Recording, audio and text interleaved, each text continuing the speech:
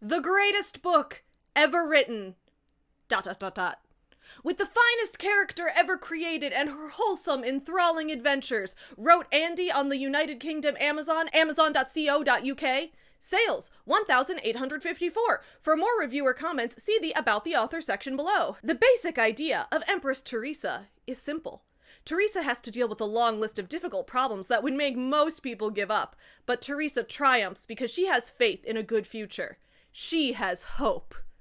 Empress Theresa captures youth for your consideration. Why is Taylor Swift so popular? Girls want to be Taylor Swift. They will also want to be Teresa. That is the beginning of the Amazon product listing for the novel we will be reviewing today. A little known, or perhaps widely known if you're into weird internet lore, a cult classic of a book called Empress Theresa. So let's just for a second continue on with that product listing. 18-year-old American girl. Oh no. She's an American girl. I have to do it. I've got to do this. I have to do this. 18-year-old American girl, Teresa Elizabeth Sullivan Hartley, must take on the most impossible, burdensome, insane task ever imposed on a human being. She has just learned that the wind is stopping all over the world. There'll be no rain to raise crops. The world will starve to death. And Teresa is the only person who has a chance of preventing this disaster. Unbearable! Teresa has only had 1 year of college, and she must solve a problem that has all the world's government stumped. She complains to Prime Minister Blair. Alright, to be fair, Prime Minister Blair is not an American girl, but a British boy. Yet. Here we go. She complains to Prime Minister Blair. I feel like running away. You couldn't stop me. I know we couldn't. All I wanted was to be a high school math teacher. You can teach millions something more important. When the world falls apart around us, we look within ourselves and find ourselves. Show us what's within you. Teresa sets out on this, quote-unquote, impossible task that would break James Bond. Can she do it? Our Father in Heaven, take this away from me. Oh, I guess this is in Teresa's voice. She's praying now in the middle of the book description. Hold on. Samantha, can you get your... Hold on. Our Father in Heaven, take this away from me, but if you don't want to take it away, at least help me get through it.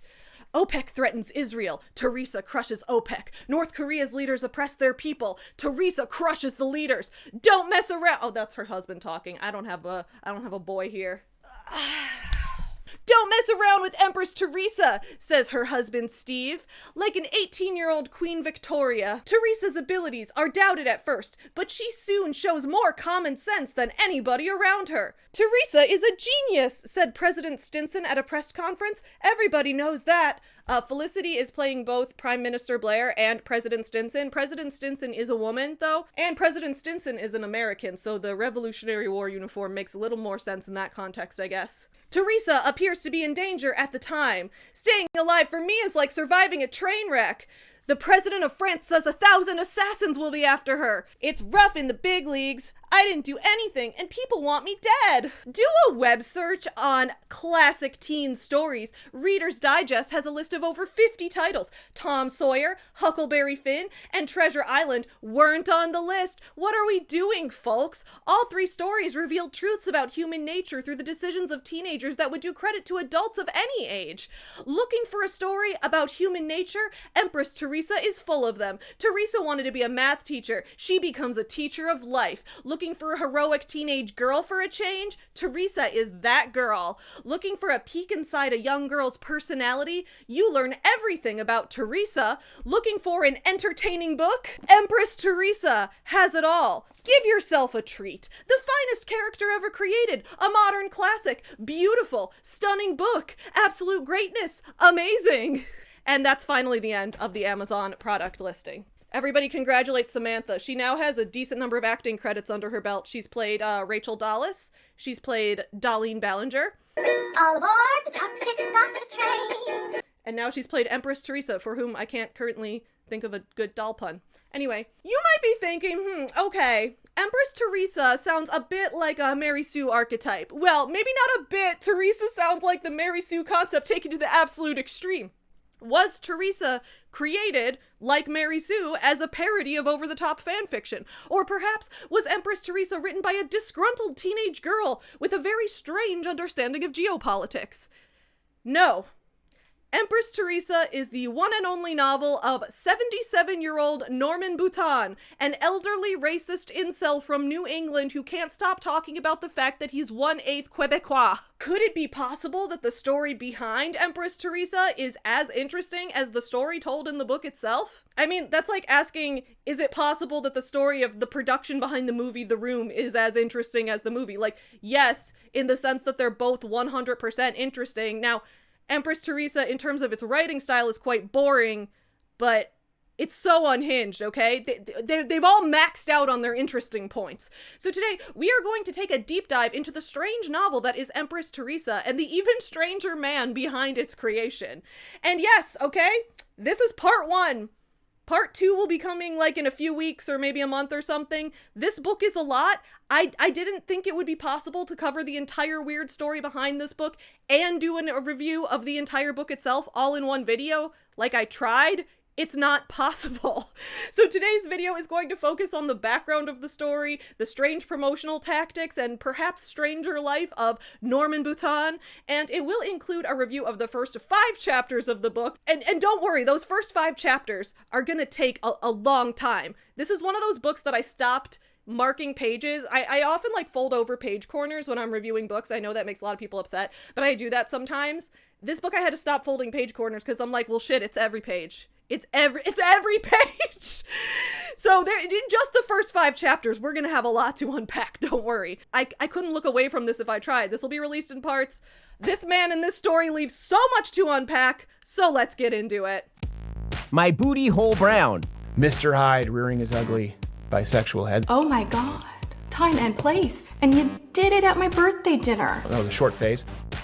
Hey everyone, I'm Savvy, and welcome back to Savvy Writes Books. This is my channel where I do book reviews, video essays, media analysis, and other things like that, so if you're interested in any of those things, please don't forget to click the subscribe button and ring the notification bell. Now before we continue, I have to give a quick shout out to my Patreon supporters. Patreon supporters' names are up on the screen. If you take a look in my description below, you will see my $5 a month and up Patreon supporters. At that reward tier, I give people the option to link their own art, their own small business, their own books, their own website, their own causes they're raising money for, whatever they like, in my description below. So go ahead and check out those people because they're doing awesome work. I really appreciate it, and you guys are the best. Thank you so much.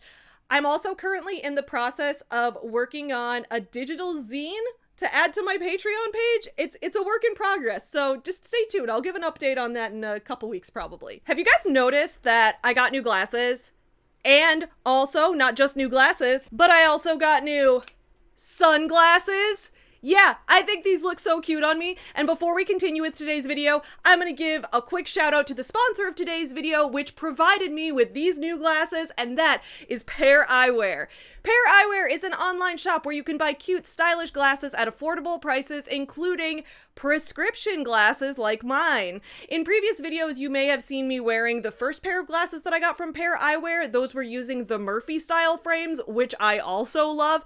But then I was thinking, hey, it might be kind of fun to have a few different styles of glasses, so I just got these new frames right here in the Vic style, which I love because they're completely different than any pair of glasses that I got before. So what really sold me on Pair Eyewear, if you couldn't tell, is this feature right here. Pair Eyewear allows you to get both base frames for your glasses and then top frames, which you can just click on top like that. In the case of these glasses, I got the Vic style in gold, but then I thought, you know, sometimes I like having black frames on my glasses too, so I got these black top frames to put over top of them. Now I'm wearing black glasses. And then I did the same thing over here with these silver glasses. And of course, as I mentioned before, my favorite type of top frames for these glasses are the sun tops. I love that I don't have to have separate pairs of regular glasses and prescription sunglasses, because then when I'm traveling, when I'm out and about, if I have to carry 2 separate entire pairs of glasses, I'd be more likely to lose one of them, break one of them, something like that. This is just so much easier for me.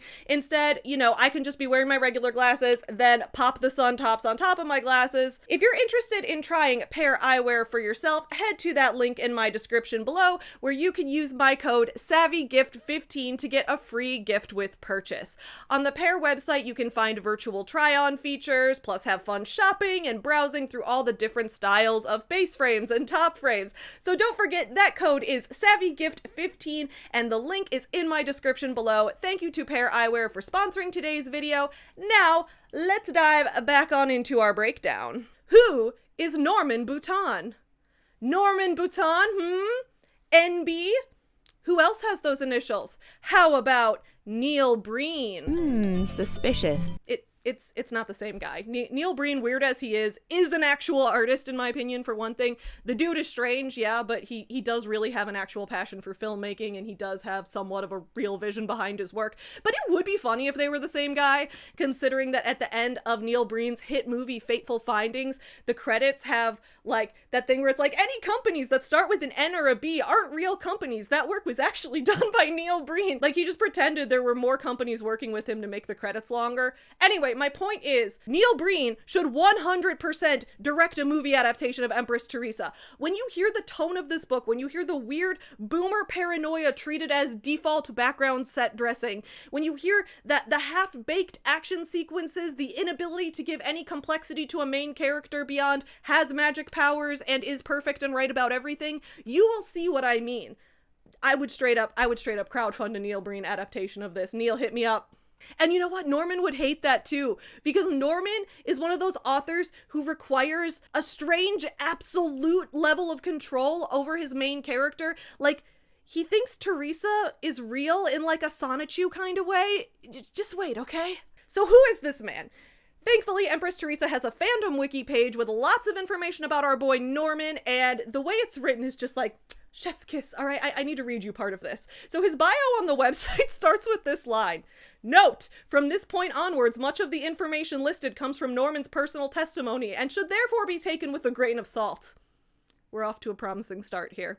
Norman Boutin was born on October 17th, 1948. He considers himself Franco-American, with great-grandparents from Quebec. He has spoken of how, when he was a little boy, the French were still being sneered at as dumb frogs who could only work jobs in the textile mills, which drew his people down here from their miserable Quebec farms in the first place. He didn't learn English until he started going to school. Oh, by the way, just a warning going ahead, Norman is extremely racist and extremely misogynistic, so some of the stuff that he says is gonna be very, like, I'll let you know when it's coming, but it's gonna be a lot. At some point in his life, he served in the army. During this time, he was stationed in Germany. He spent 3 years there in a German apartment building. He claims to have been a captain in the army. However, as of 29 August 2019, a search of United States Armed Forces Europe archives, the command under which he would have served, failed to find any record of his time there. It would appear that he has simply lied about his service in an attempt to garner sympathy or respect from others. On March 1st, 1978, Norman Boutin was granted a dental license by the state of Maine. It lapsed on December 31st, 1980. According to the state of Maine's website, the reason given was failure to renew. In 1980, Boutin was a dentist in the U.S. Army stationed in Germany and claims that his dental assistant was, quote, arrested for being the post's largest heroin dealer. He claimed the assistant was making $100,000 a year.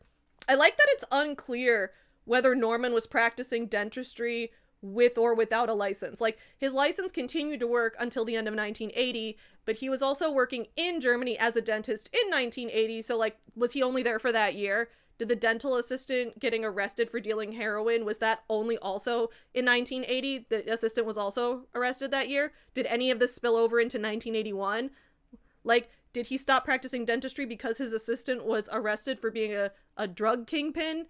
Or because his license expired? The world may never know. Below this, on the wiki, we also get a glimpse into Norman's personal life. Norman Boutin has openly claimed that he was, quote, a handsome devil when he was younger, and was regularly chased by women, but never married because he had, quote, seen so many marriages fail, and because all women gain weight as they age. Norman Boutin may be a strange guy, but without his most famous work, Empress Theresa, none of us would know he exists. So let's talk a little bit about the story behind Norman's claim to fame. What is Empress Theresa? So according to the copyright page of my copy of the book, it was published in 2010 originally, which would now be 16 years ago.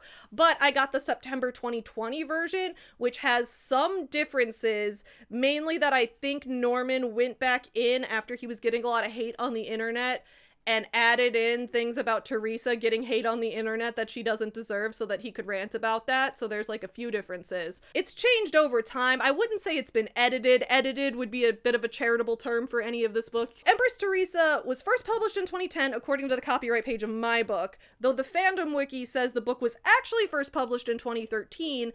And this stat seems to be based on the now defunct website EmpressTheresa.com, which was archived on the Wayback Machine. The website went defunct in 2023, and right before it expired, Norman left us a final update at the top of his website.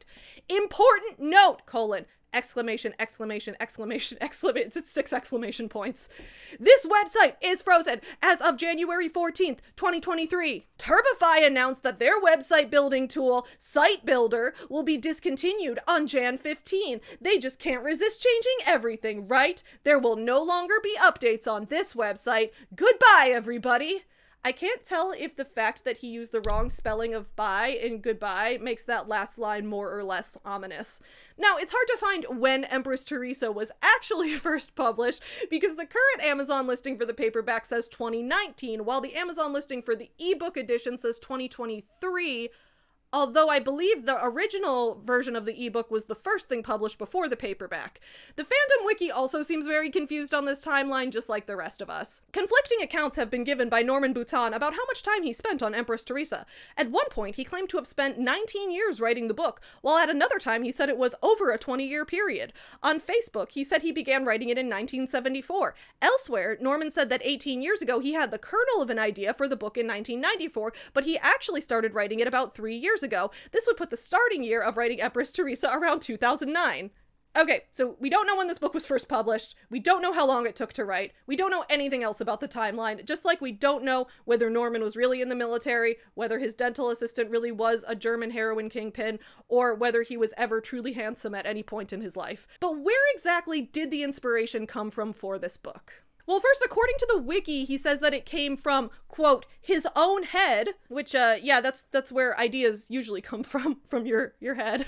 But then when he elaborates, he says that he was actually inspired by the figure skating controversies of the 1994 Olympics, none of which appear in this book. But this book has nothing to do with figure skating or the Olympics, and it clearly takes place well after 1994, although when we read it, we're going to see it's also very unclear what year this book takes place.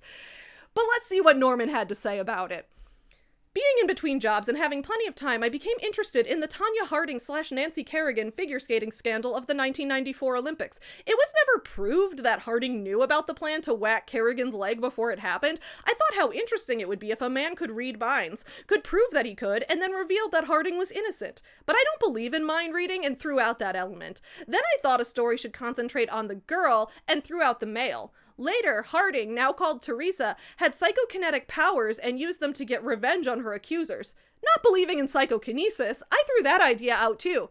Then I had an alien give Teresa the power to seek revenge. Now that was promising. Soon, I thought few people could relate to an Olympic figure skater and made Teresa somebody in an ordinary walk of life. Maybe a Walmart cashier who had suffered a wrong from somebody. Okay, hold on, let's unpack this. So, Empress Theresa, the character, Teresa herself, was originally based on Tonya Harding, but Norman decided to make her a standard every woman because most people can't relate to figure skaters, but they can relate to an all-powerful being who gets superhero abilities from an alien?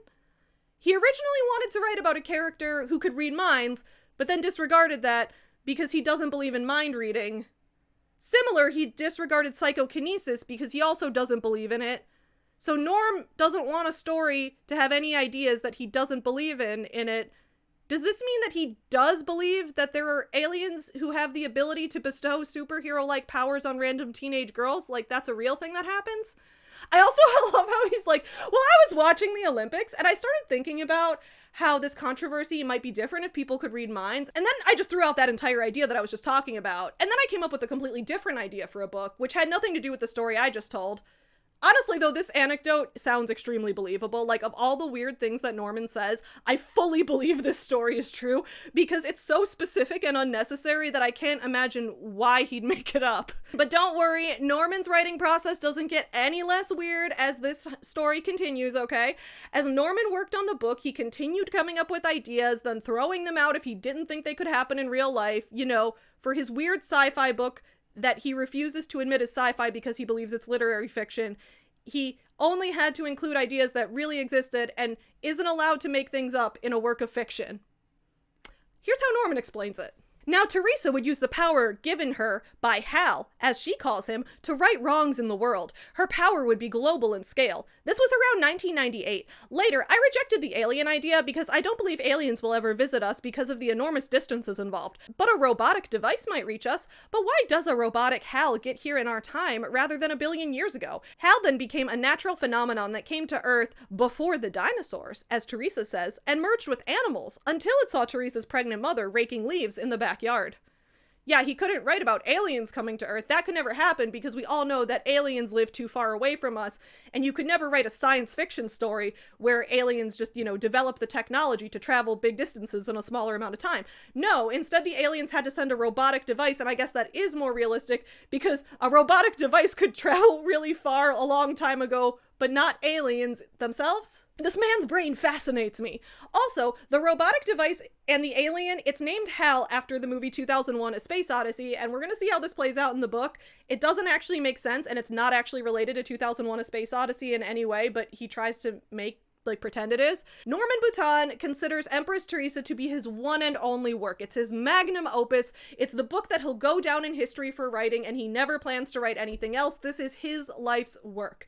And he will not accept that this book is anything but an instant modern classic. And no one on God's green internet could ever convince him otherwise. So let's talk about this as we move into our next section, Norman Boutin's Old Man Internet Adventure. So the book Empress Theresa is undoubtedly Norm's biggest claim to fame, but in a close second place is his inability to take any form of criticism. See, Norman is absolutely convinced, beyond any shadow of a doubt, that Empress Theresa is a masterpiece. It is nothing short of a work of art. This is not like how, after The Room gained fame as a weird cult movie, Tommy Wiseau kind of shifted his views and began promoting it as a dark comedy instead of a drama, leaned into that weirdness. No. Norman Boutin is absolutely adamant that this book is the highest quality of literature, that it deserves to be taught in high school English classes alongside the works of Mark Twain and Harper Lee, and that if anybody says otherwise, they must be part of a larger conspiracy against him personally.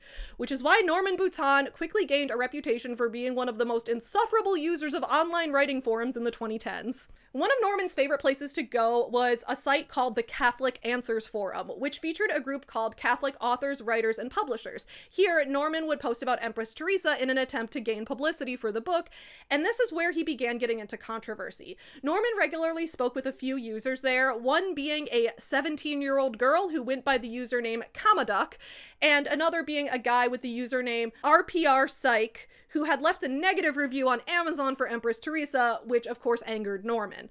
When RPR Psych would give Empress Theresa criticism on the Catholic Answers Forum, Norman would accuse him of playing mind games and trying to poison Kamaduck, the 17-year-old girl, against his book. He even told this girl directly, "You're young, and you're being fooled by the rantings of RPR Psych. He's playing mind games with all of us." He likewise warned her, "Don't let him get in your head," which is a very normal thing for a boomer-ass author to be doing, spending time convincing a 17-year-old girl on a Catholic forum that anyone who doesn't like his book is trying to brainwash her so that she doesn't enjoy this instant classic of a literary achievement. Eventually, though, Kamaduck also got fed up with Norman, in part because she was offended by a scene where Teresa was sexualized for wearing a figure skating uniform. I think Norman has a figure skating fetish. What is this about? Anyway, this is what Kamaduck said to him on the Catholic Answers Forum. "This is the first scene you've posted that has personally offended me. I'm 17 and a figure skater, and I've competed multiple times in the same dress, one that just so happens to have a full back, front, loose but full-length sleeves, and a high collar, which, apart from any modesty concerns, are also useful for keeping warm. I can hardly claim to be a shining example of purity, but I can tell you that whole scene is completely unjustifiable. Is it understandable? Maybe, apart from cutting up a dress on the spot. That's just ridiculous. But it shows that Teresa has very serious flaws and little to no respect for Steve and Jack. She's intentionally taunting them, dressing as immodestly as possible. And on top of that, she sees absolutely nothing wrong with her actions. Is that seriously what you think of us? That's your model for what a Catholic girl should be? Katniss Everdeen, another 17-year-old heroine, would never do something like this. She plays up her romance with Peeta because she's trying to save both their lives, but never intentionally tempts him or flaunts her body at him. Does Katniss have flaws? Yeah, absolutely. She also has halfway sensible priorities, which do not involve using her sexuality to taunt men for the fun of it. These aren't the actions of a reasonable or moral person. You can call this sort of behavior exploring her sexuality, but any way you slice it, it's wrong, disrespectful, and unrealistic. Again, no girl in her right mind is going to shed her clothes on the spot just to taunt a boy she doesn't care about. Maybe that's harsh criticism, but that's how I feel, and it's how many Catholic girls more faithful than I are going to feel. It's better for you to know about your target audience's reaction from the start. Norman, didn't you say that teenage girls would want to be Teresa, that she would be a better role model for them than Taylor Swift? Well, Catholic teens, who I believe are supposed to be your target audience, they seem to disagree with your portrayal here. So who is this book actually for? This seems to be where Norman's conflict with Comaduck, that user on the forum, ended specifically, but in 2013, Norman was eventually banned from the Catholic Answers forum. It's not clear exactly why he was banned, but the wiki speculates that it could be from the way he would regularly talk disparagingly about all non-Catholics, and I guess it was too direct and overt for even the Catholic Answers forum, so that's Norman. However, the Catholic Answers forum isn't the only place where Norman regularly got into beef with his critics. He was also a member of the more general site Writing Forums, where he really went off the rails. For example, and I'm not going to read the entirety of these posts because they're so long, but on November 2nd, 2012, Norman posted some excerpts from Empress Theresa asking for other users to give feedback. So here's a little bit of how he wrote those posts. What do you do if you have unlimited power? It depends on what kind of person you are. If you're a good person, you'll do good in the world. If you're in the Adolf Hitler school of social justice, you'll wreak havoc in the world. Or you might do nothing at. Teresa is a good person. She would prefer a private, quiet life, but she has to do good in the world. Without her, quote, we are all lost. British Prime Minister. Hello, I've been working on Empress Theresa for 18 years, and it's only in the last 3 that all the parts fell together. I finally put it down on computer. The final version is a young adult novel. A YA addresses a problem common to youth. It might be an abusive family, drugs, bad sexual relationship, bullying, or others. Teresa has none of these problems. Her problem is understanding the world and dealing with it, something common to all of us, but in Teresa's case, it goes to extremes. Poor Teresa, says British Prime Minister Peter Blair. She faces a dilemma with equally unacceptable alternatives. When her story is written, it will be said her adversary was not people in the world, but the world itself. In my next post, I'll give the opening pages. Okay, one thing, the Prime Minister in this book is named Peter Blair, and he's not stated to be related at all to Tony Blair, who was an actual British Prime Minister. So this book was written after Tony Blair was done being Prime Minister in the UK, but he also names the British Prime Minister Blair, and he calls him Prime Minister Blair at the start of the book, so you think, oh, they're talking about Tony Blair, this book must exist during Tony Blair's administration.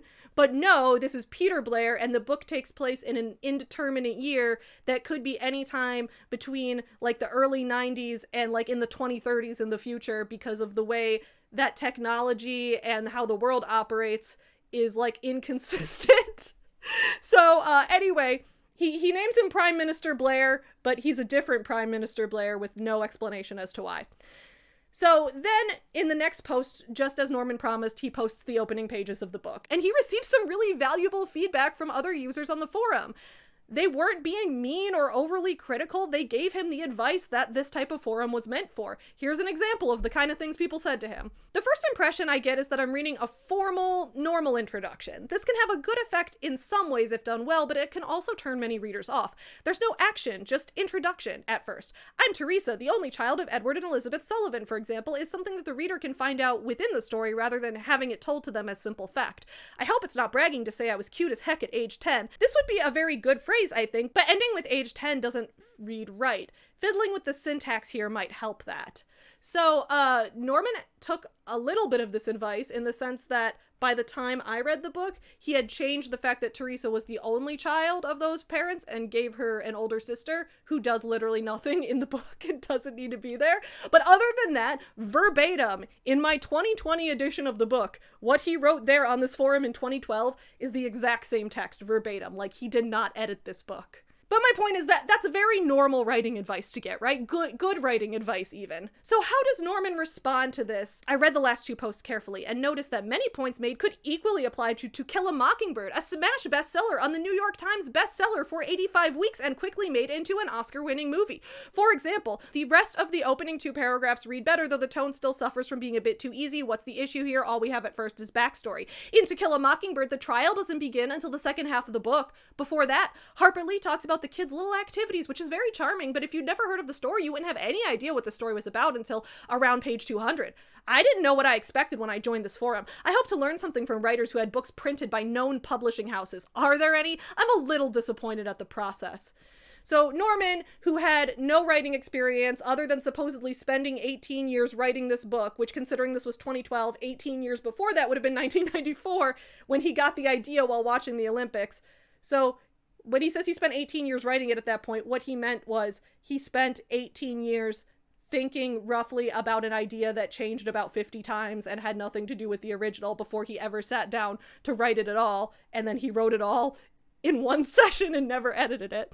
But the point remains, this is the first book he's ever written by his own admission. And yet, because these other writers can't prove that they're mega bestsellers on par with the Pulitzer Prize winning Harper Lee, Norman finds their advice utterly useless. As one user replied, "This forum is about helping each other with writing skills and in the process also learning some writing skills for yourself. It's not a forum where we praise each other until the cows come home. I'm not sure why you're disappointed in the process." Which, yeah, this user's right. That is absolutely the purpose of a writing forum. I also don't know what Norman expected. Well, I do. He was trying to promote his book and get it attention. That's what he was doing. But Norman, stubborn boomer stereotype that he is, continued on, saying, "I expected to find writers who did get published and hear how they became marketable writers, what literary agents and book editors told them they were looking for, and what kind of rewrites they had to do to make agents and editors happy, why they wrote in the first place, and what they were trying to do with their books, what meaning they were trying to discuss, that sort of thing."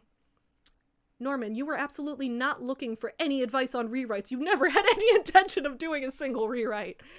In others, high-level stuff, the big picture, I just read To Kill a Mockingbird. There's at least 100 pages that could be thrown out with no loss to the main story, but at this point, who the heck cares?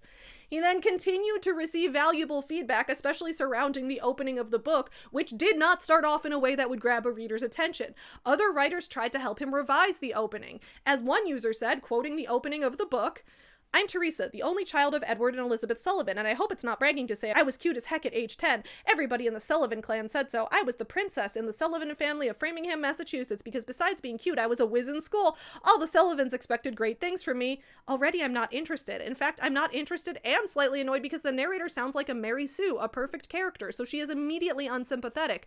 You say she is 10 years old, but this narrative so far sounds like it's coming from someone older than age 10. I was cute as heck at age 10, implying she is not 10 now at the time of this telling."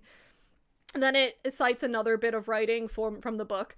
"The bit of writing is like air. There's no details here. Frankly, I'm kind of stunned by how little substance there is. Who is nobody? What did she do a few years later? What the heck was going on? What was brand new? Just in case it needs to be mentioned, these are not questions I have. These are rhetorical. The answer should be in the writing." Okay, good advice. Solid feedback. Those are things that Norman could use to improve his writing. He could implement those changes and create a stronger beginning. So how does he reply to this? Does he say, "Thank you for the suggestions. I might try some of those things out"? No. Instead, he just keeps barreling forward, continuing to compare his work to Kill a Mockingbird. In the March 1962 edition of Mockingbird I have, intended to coincide with the movie's debut, Gregory Peck says, "The southern town of To Kill a Mockingbird reminds me of the California town I grew up in. The characters of this novel are like the people I knew as a boy. I think perhaps the great appeal of the novel is that it reminds readers everywhere of a person or town they have known. It is to me a universal story, moving, passionate, and told with great humor and tenderness."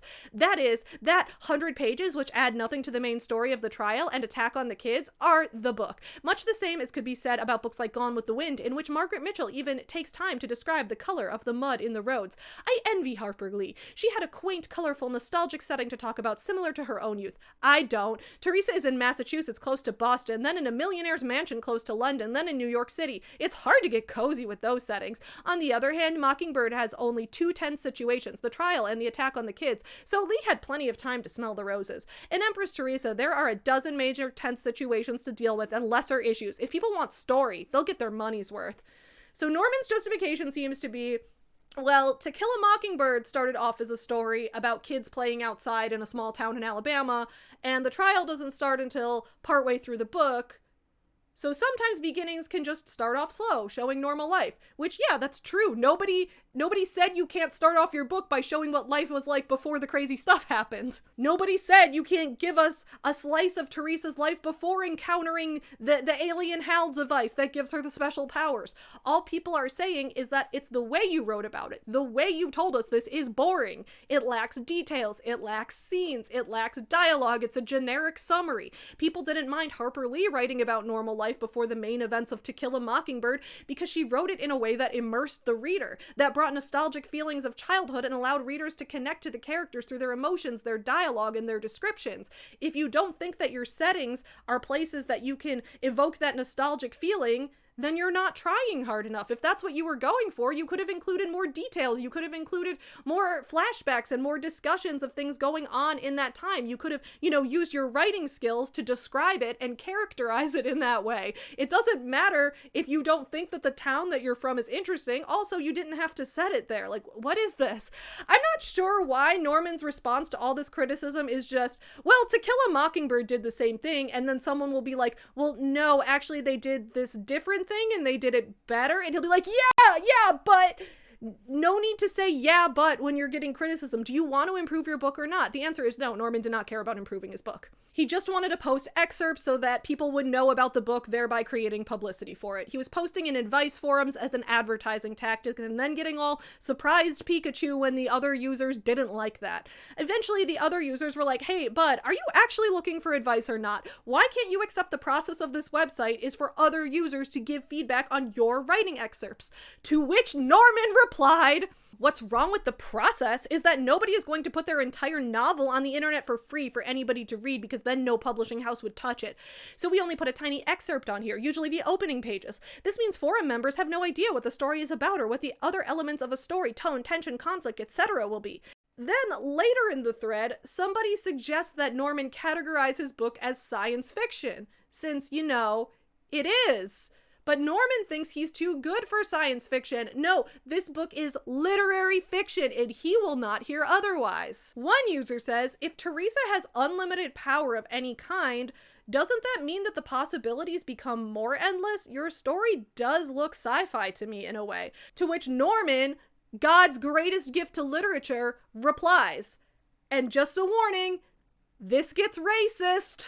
People are willing to suspend belief if they've heard a book is worth reading. This is not true only in sci-fi or fantasy. Consider the, quote, real-life book To Kill a Mockingbird. The famous Robert Ewell, who everyone knows beat his daughter for the unforgivable sin of tempting a black, and tries to cover it up by getting the black convicted of beating and assaulting his daughter, is angry at the lawyer Atticus Finch for making him look like a scumbag in court. Ewell tries to get revenge on Atticus by attacking his 13-year-old son Jem and 9-year-old daughter Scout and apparently trying to kill them with a switchblade knife, not mentioned in the movie. Well, really now? Have you ever heard of that happening in real life? It stretches credulity. Even Harper Lee seems to sense she's going too far. She has Atticus express amazement that anybody could be that low. Norman, are you saying that To Kill a Mockingbird is basically science fiction because you've never heard of racist violence happening in real life? Have I ever heard of an angry racist man trying to physically attack the people who try to hold him accountable? Yes! That happens constantly in real life. And in the 1930s, when this book takes place, especially in Alabama, that is an extremely believable sequence of events. Of course, Atticus Finch is going to be shocked. His children just got attacked. It doesn't mean that it's not within the realm of physical real-world possibility for a racist guy to attack children because he's mad that somebody's trying to hold him accountable. And it's really strange that Norman keeps equating the concept of racism to science fiction-like suspension of disbelief when he himself keeps referring to Tom Robinson, the man Atticus Finch defends in court, as a black. Also, Norman, didn't you say that you constantly observed racism around you for being French Canadian when you were growing up? And yet you doubt the credulity of a book set in 1930s Alabama depicting a racist guy getting so mad about his daughter having an interracial relationship that he tries to attack the lawyer defending that man's family? That's like extremely believable. Does Norman not think violence happens in real life? Wasn't he in the military? I'm so confused.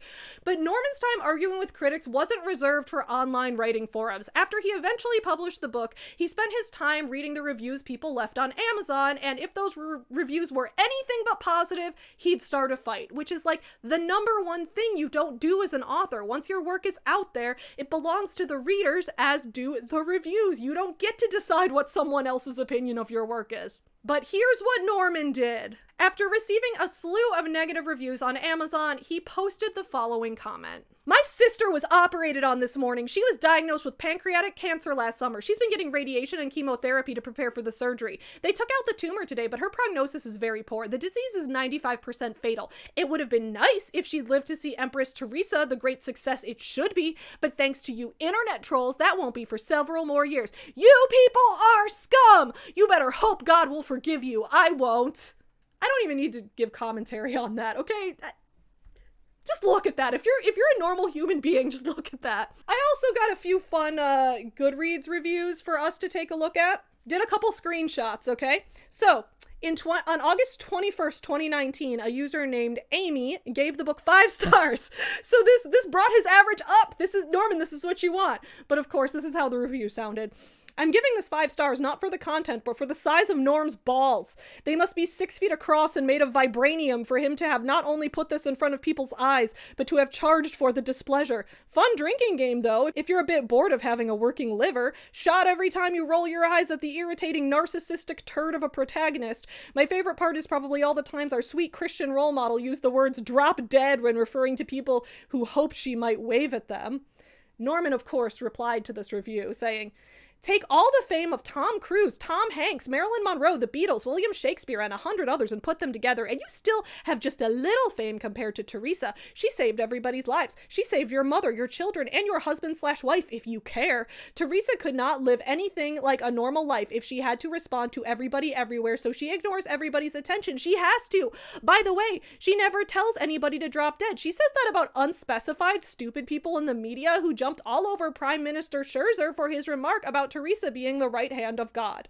To which another user replied, is the author aware that this character from his book is fictional?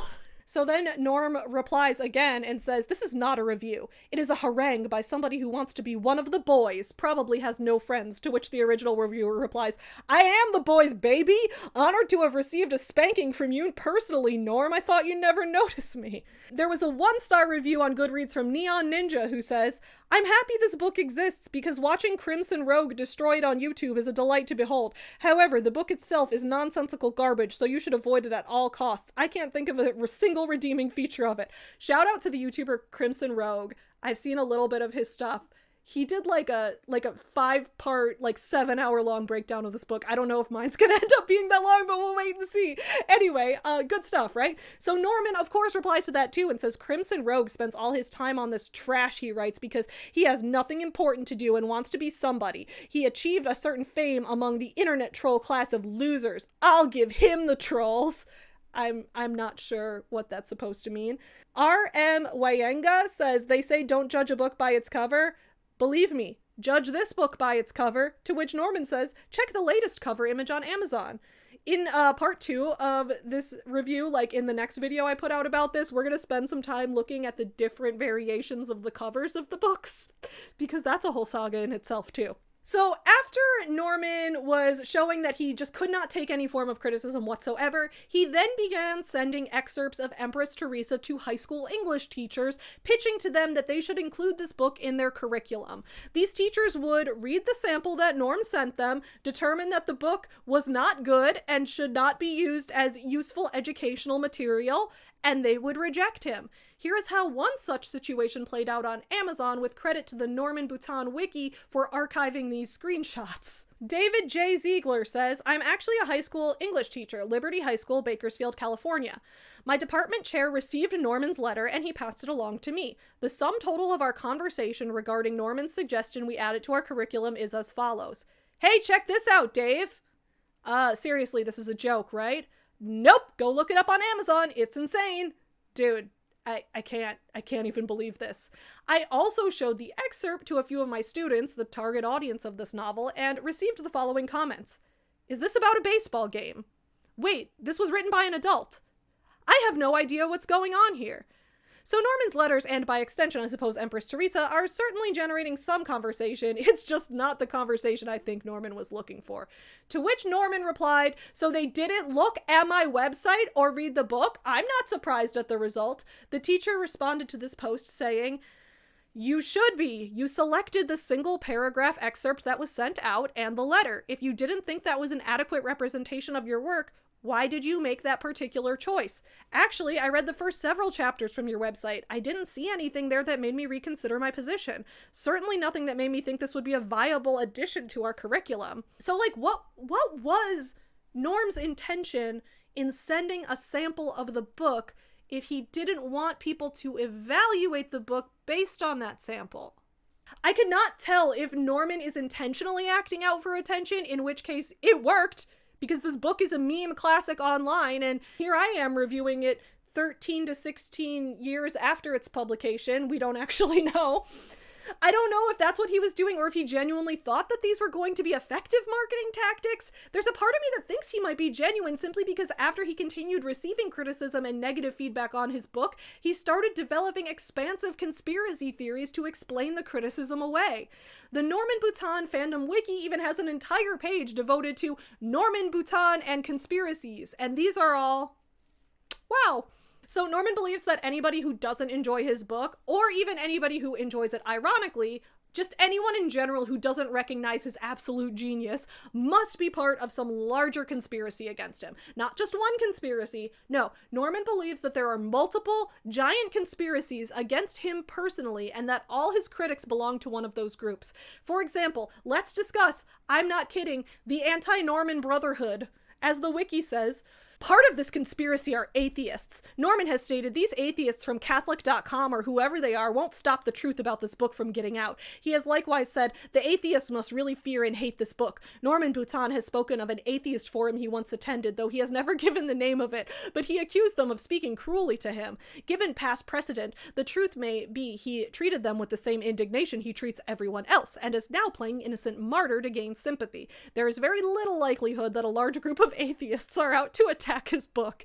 It should be kept in mind that many of Norman's critics are Catholics, non-Catholic Christians, or theists in general, and many have attempted to demonstrate to Norman how inconsistent he is with his own beliefs from a religious standpoint. So yes, there is most definitely a group of atheists out there called the Anti-Norman Brotherhood who are intentionally trying to suppress the book Empress Theresa because it gets too deep into the truth behind Catholicism. That's definitely happening.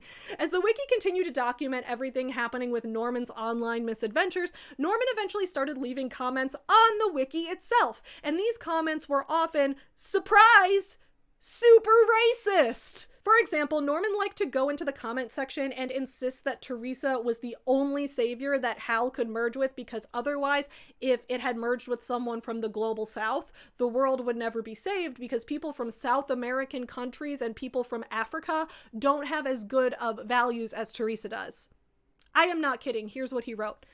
So the context is that a user is saying that at one point in the book when a bomb goes off, that Teresa should have been destroyed along with everything else that the bomb blew up. The user explains that without this, the book continues to make no sense, and that Norman doesn't really have a reason to justify why Teresa didn't blow up.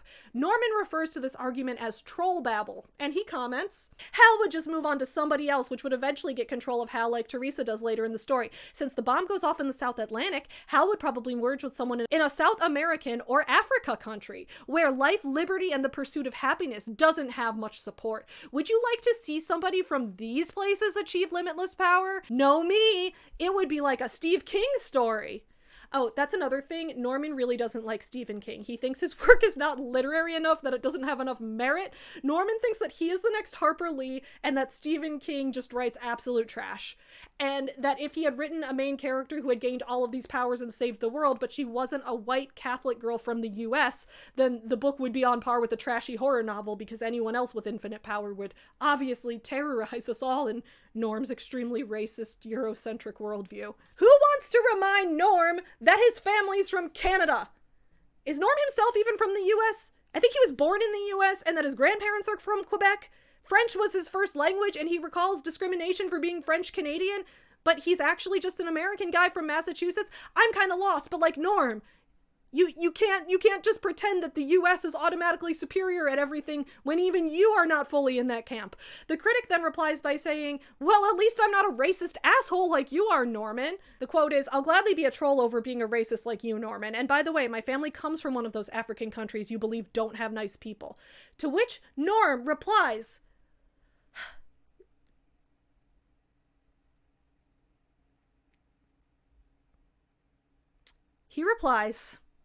we have to build a wall on the border to keep out millions of people who want to get to the US. Apparently these people don't like their own country. I never hear of Americans emigrating to Africa or South America, and that says it all. Well, Norman, then you haven't heard of very many people, because people move to places all the time for all kinds of reasons, but considering you had never heard of racist violence ever existing and thought that To Kill a Mockingbird was sci-fi level suspension of disbelief based on that. What is going through this man's head? I'm getting the impression that Norman hasn't heard of anything that's ever happened throughout history and gets his entire worldview from watching boomer brain rot cable TV and going to a small town Catholic church, and has never once expanded his horizons. He seems to think that racism is a far-fetched plot device when it's used in To Kill a Mockingbird, but then turns around and says racist shit in real life. I've never seen someone lack this amount of self-awareness. Norman then triples down on his racism, explaining in greater detail why it's important that the Hal device merges with a white Catholic girl from the US and it cannot be anybody else. With respect to Teresa dying in the South Atlantic and Hal merging with somebody in Africa or South America, watch the news. You have thousands of people rioting in the streets, tearing down statues of everybody. BLM leaders say they want to burn down the system and replace it. Millions of leftist Democrats seem to have no problem with this. And these are Americans! Imagine if somebody from a country that has no tradition of freedom and liberty acquired limitless power. What would the United States look like? It would be unrecognizable. Okay, so Norman believes in freedom and liberty, but thinks that the BLM organization is against freedom and liberty when that is an organization that's trying to stop police violence from happening. And police violence, violence against citizens at the hands of the state is by definition a threat to freedom and liberty. It is the direct opposite of that. But I think Norman's just racist, okay? He's just racist. There's no way to parse this otherwise. But despite his many flaws and the many people who have tried tirelessly to make him aware of these flaws, Norman is unrelenting in his confidence. He, to this day, believes that Empress Theresa is one of the greatest works of literature of all time and deserves to go down in history as a classic that should be required reading in order to graduate high school and be truly educated. So what is there left to do but open up the book and read it? Here it is. All right, let's start by talking about the cover. In this video, we're just going to talk about this cover. We'll look at some of the other covers in the next video. I couldn't even script this part. We just have to go through it page by page. We have to read and react to things individually. Almost every page, I have something highlighted. It was impossible to narrow down what to talk about when everything in this book is something to talk about. Okay, so starting with the cover. On the cover, I'll put it up on screen so it's closer to you, but on the cover we have this girl who is meant to represent Empress Theresa. She's wearing a military uniform, and there are buttons on her nipples. Why does she have buttons on her nipples? What is, there's no pocket there. There's no indication of any kind of like thing that's being buttoned. She just has buttons on her nipples. And they're not even like in equal spots in terms of like where on a jacket they would be spaced out. They're just on her nipples, and her boobs are largely protruding in this jacket. We are going to see throughout this book that while Norman loves to emphasize how much Teresa is a good and pure Catholic girl, he's jacking it to her. All right? This book was typed one-handed, okay? He is in love with his main character, who is 18 to 19 years old during this book, while Norman himself is actually it's before she turns 18 too. She's like 17 in one part where he won't stop describing how hot she looks in this dress that she's wearing to tempt the boys. Like, Norman's a fucking creep, okay? She's got hands with fingers that look like, if you guys remember when I did that video like a year ago roasting bad AI covers on books, and there was like somebody made a shitty AI generated biography of Caitlin Clark, and her fingers around the basketball were just like an absolute mess.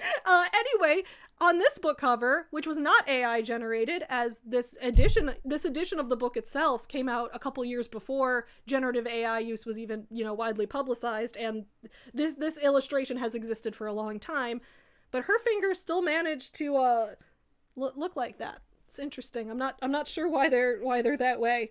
So she's just kind of standing there looking ahead. She's got a little like mouthpiece, like a little microphone on. Her thing says US, even though she's supposed to be Empress of the entire world. But I guess the US is also a dominant force because Norman thinks the US is superior. Behind her, there are some tanks in the background. There are some walls. There seems to be some kind of like shooting target practice going on with these military guys on the ground shooting at the walls. What I don't understand is why their legs are like that. Like, they all look like they're laying in the shape of a Y chromosome. And it's not like he just drew one bad version of this and then copy and pasted it throughout the book. Because if you look at these guys, like, each one is individually different in how their legs are spread out like that. Like, he drew that over and over again and made the same mistake every time. And also they're pointing their guns directly forward while they're in lines. Like this guy would be shooting this guy right up the butthole. Norman, what is going on here, my dude? The back cover, instead of having like a typical summary of the book, instead of having that whole thing that I read at the beginning from the Amazon listing, it says this. Well, first of all, so I recognize this. This is a KDP cover creator template cover. And in these like cover creator template covers, when you go onto KDP, the idea is that like they're just basic covers that you then upload your book as a file. They're for people who either don't do graphic design or didn't want to hire a cover artist. They usually don't look as good. This part up here, though, is explicitly stated as being like the about the author section. So normally an author photo would go here, and then the text here is like, put your author biography here. Instead of putting his biography as Norman, he puts Teresa's biography because from his perspective, Teresa is real on par with him. He says, Teresa narrates her own story in first-person point of view. You'll learn what makes her tick, how she developed from an early age to the last page, and how she became the world empress. So she's the world empress, but she's only working for the US, and she's the author of the book, too. And then instead of a synopsis of the book, we get a quote. Staying alive for me is like surviving a train wreck, says 19-year-old Teresa, but she doesn't only run a gauntlet of dangers and difficulties, she has many victories. Yeah, that sounds like a book. There's usually high points and low points. There's rising action and falling action. There are conflicts and resolutions, but I guess that's unique to this book. Read a jewel, thrill to the situations, learn from Teresa, and have a good time. I am doing that last one. I am having a good time doing this. I'm not sure what thrill to the situations means, but I guess that is how I will describe this book. If I could describe Empress Theresa in one line, Empress Theresa is a thrill to the situations. Norman, if you publish another version of this and you want a blurb from me, you want a blurb from famous YouTube reviewer Savvy Writes Books, trust me, I'm not famous like Teresa is. If you want one from published author and YouTube reviewer Savvy Lizer, you can put that as a quote from me. Empress Theresa is a thrill to the situations. Put that on your next book cover. I'm endorsing it. All right, let's crack open this book. So I kind of started reading the first chapter when we read the text that Norman had posted on those writing forums, but this is how the book starts. I'm Teresa, the younger daughter of Edward and Elizabeth Sullivan, and I hope it's not bragging to say I was cute as heck at age 10.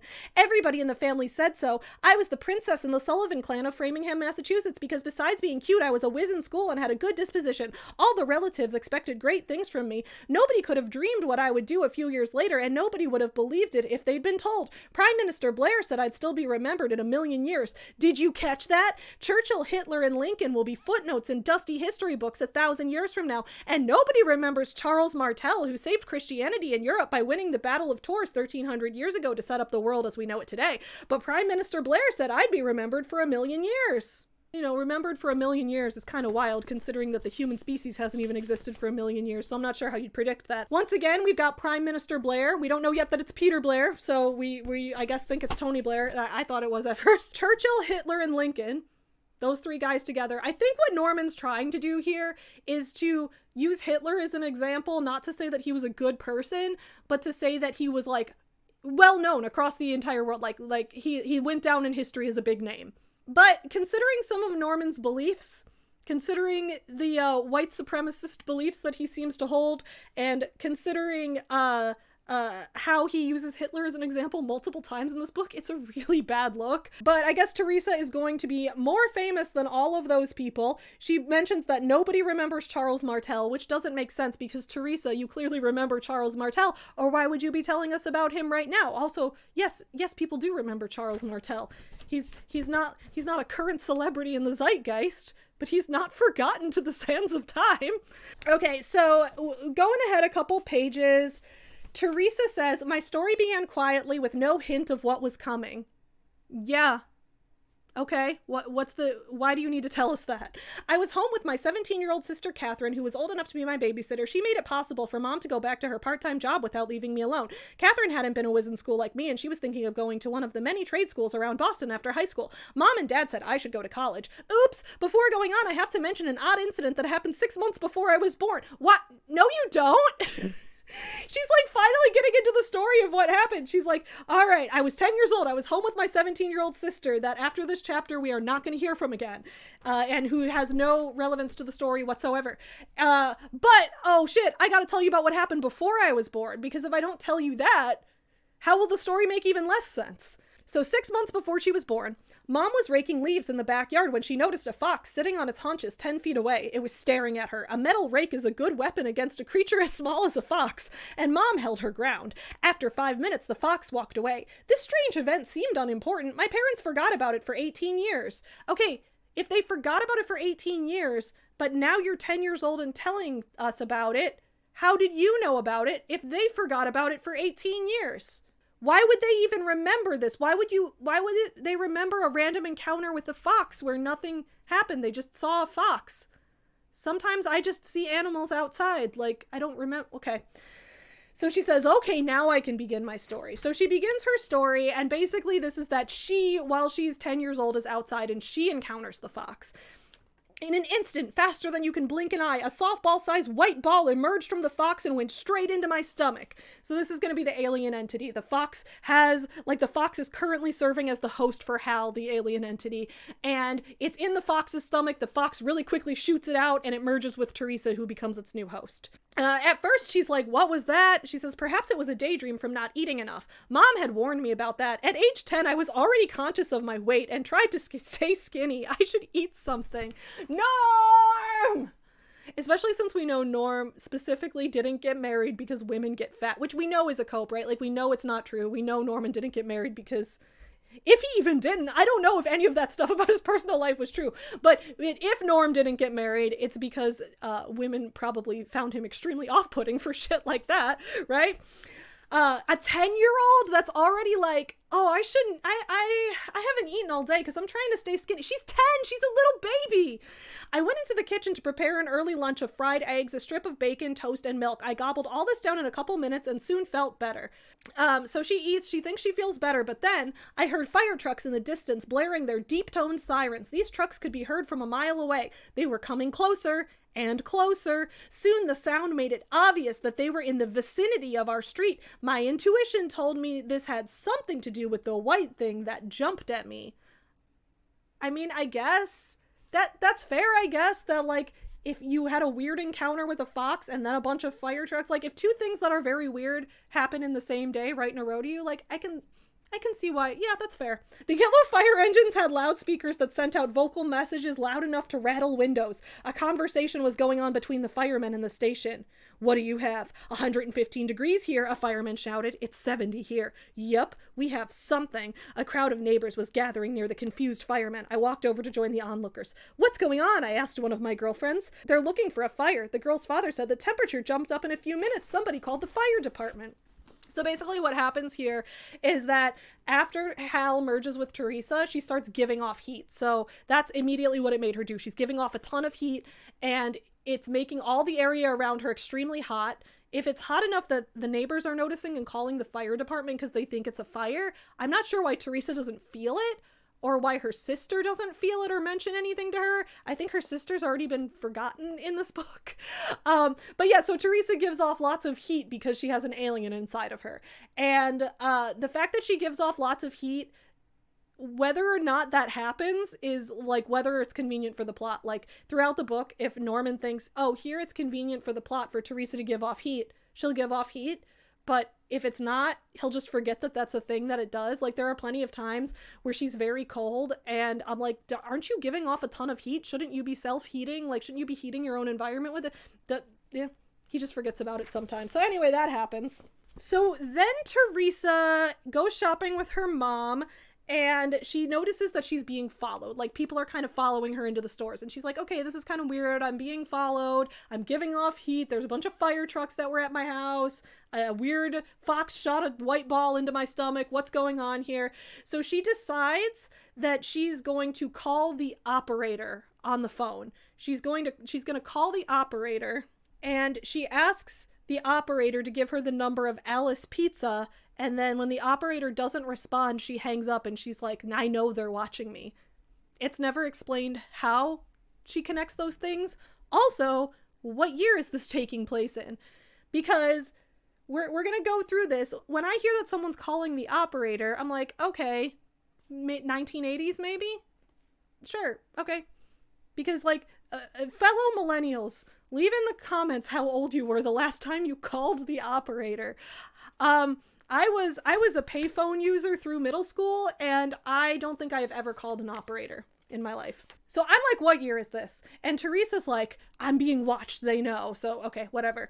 She says, while I was young, I had some feeble ideas of what this all meant. My life wasn't going to be like that of other kids.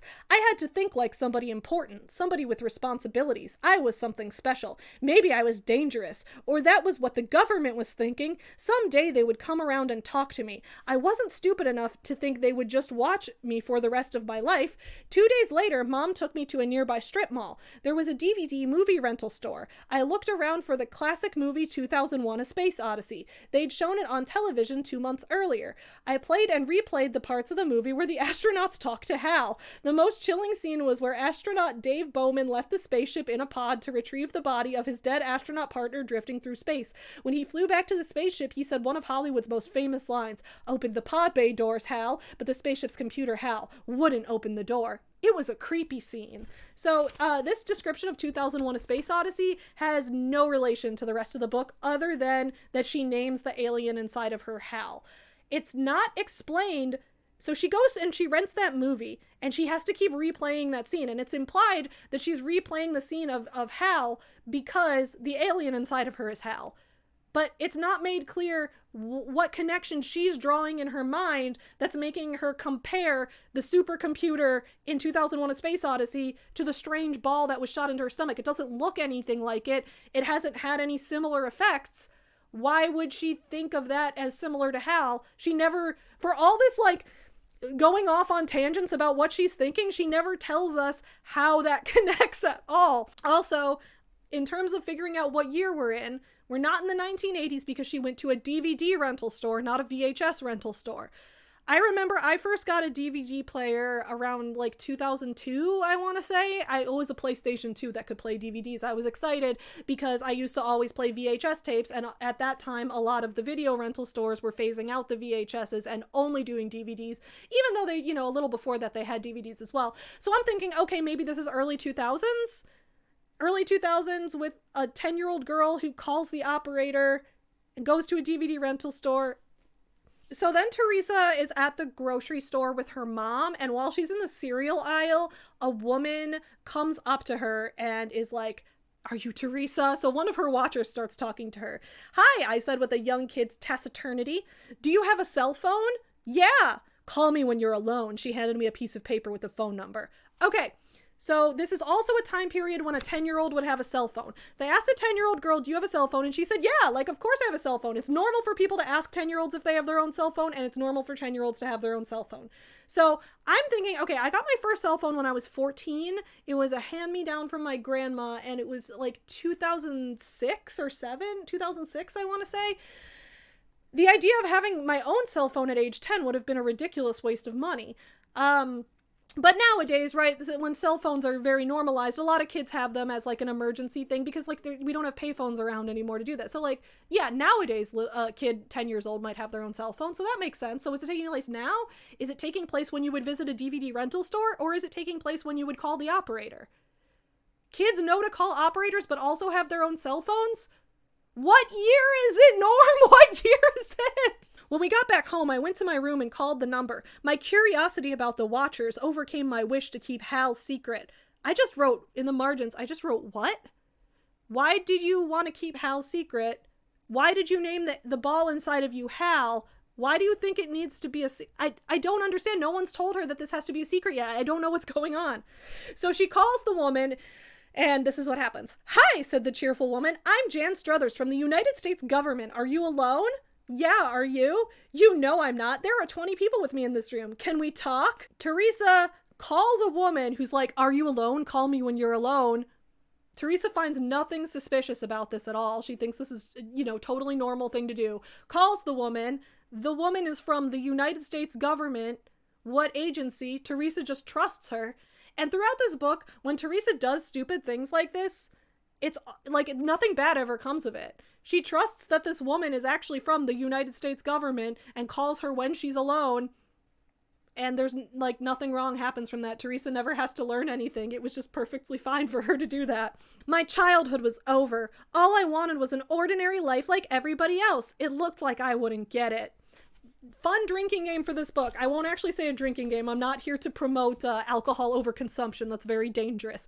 But if you were doing that kind of thing, you would probably make the like take a drink whenever blank thing whenever Teresa says something along the lines of, "I just wanted to be an ordinary girl with an ordinary life, but this is what my life turned out like instead." Throughout the book, it happens constantly. Like every time another weird thing happens to her, she's like, "What am I supposed to do about this? I'm just a normal teenage girl from Massachusetts. I'm wrapped up with the government. I was just a normal teenage girl who wanted to be a high school math teacher." She says it so often, and I'm like, I get it. You weren't expecting this, but like, why do you have to keep reminding us every couple lines? So then, Teresa's talking to Jan Struthers on the phone about what's going on, and Jan says, "We know a lot. Something from outer space came to Earth 7 years ago. We've been looking for it ever since. That heat you were giving off has to have something to do with that thing from outer space."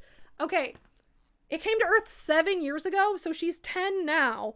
So 7 years ago, she would have been 3. At the beginning of the book, when she's like, oops, I forgot to tell you about the thing that happened before I was born, she mentions that the fox, which I'm guessing the fox also was fused with Hal, like that fox was hosting Hal at the time, that fox saw her mother and didn't fuse with her, but that was the first indication we had that that fox came to Earth. So that would have been 10 years ago. What happened 7 years ago? It's never explained. So Jan says, there is nothing natural to Earth that could have caused that heat.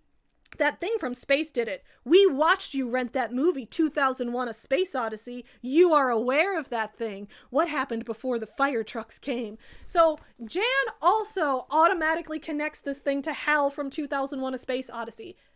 I watched 2001: A Space Odyssey not that long ago. I love that movie. Am I missing something?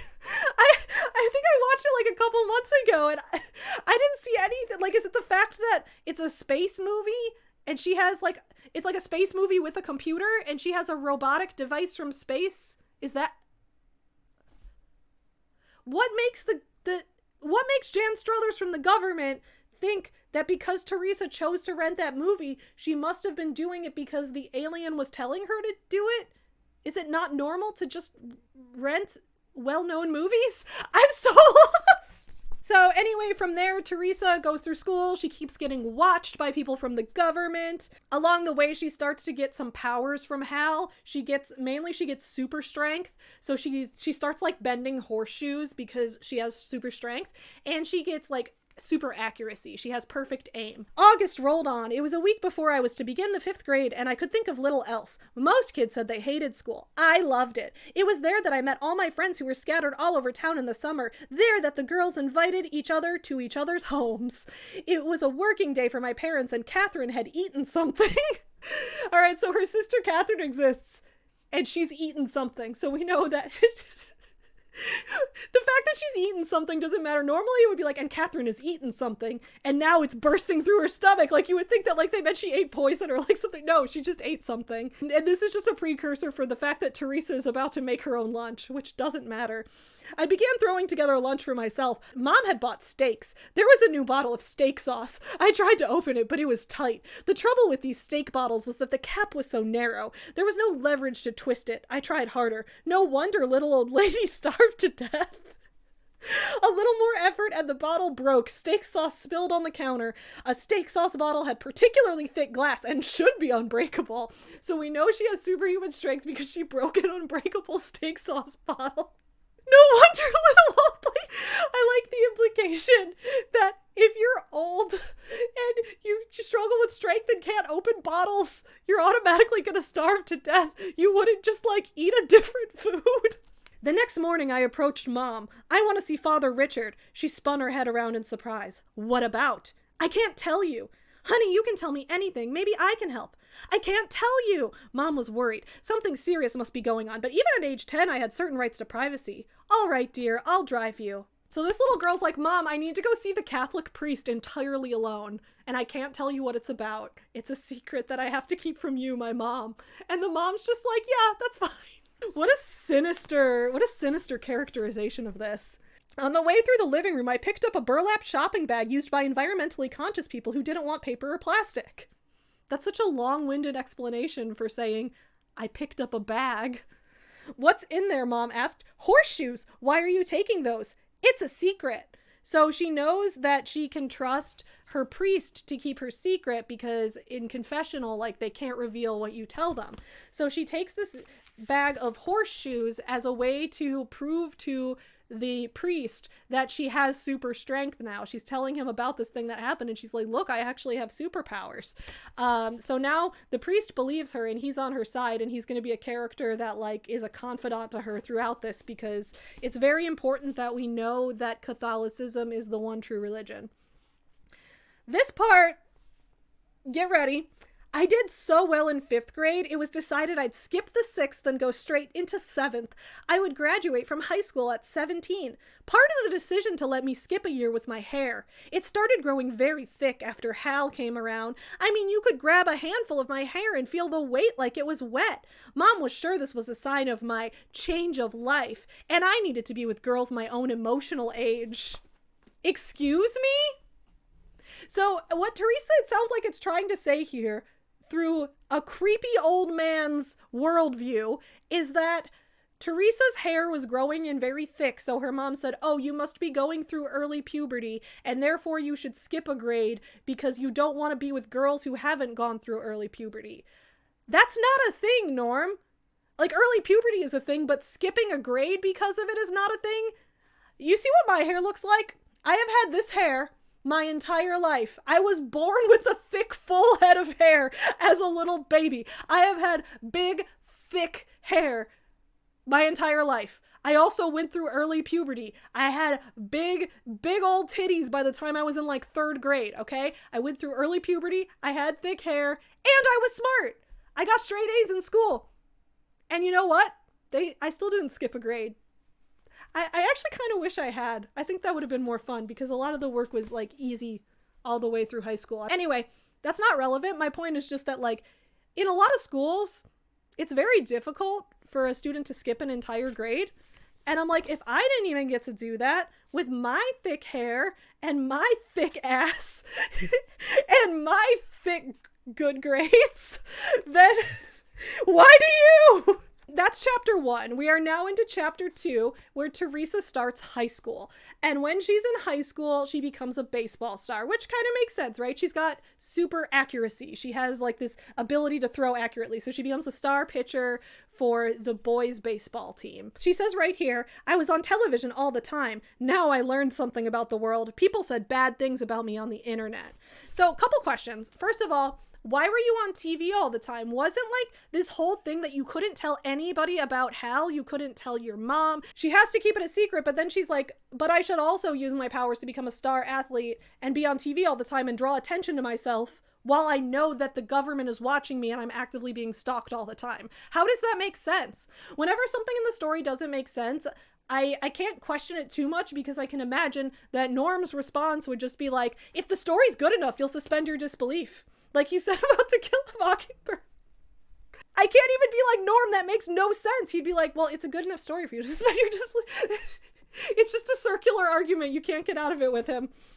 It's the equivalent of someone just saying, I'm right. And if you prove to them they're wrong, they just go, no, I'm right. And don't bother to prove it to you. That's Norm. He's that kind of guy.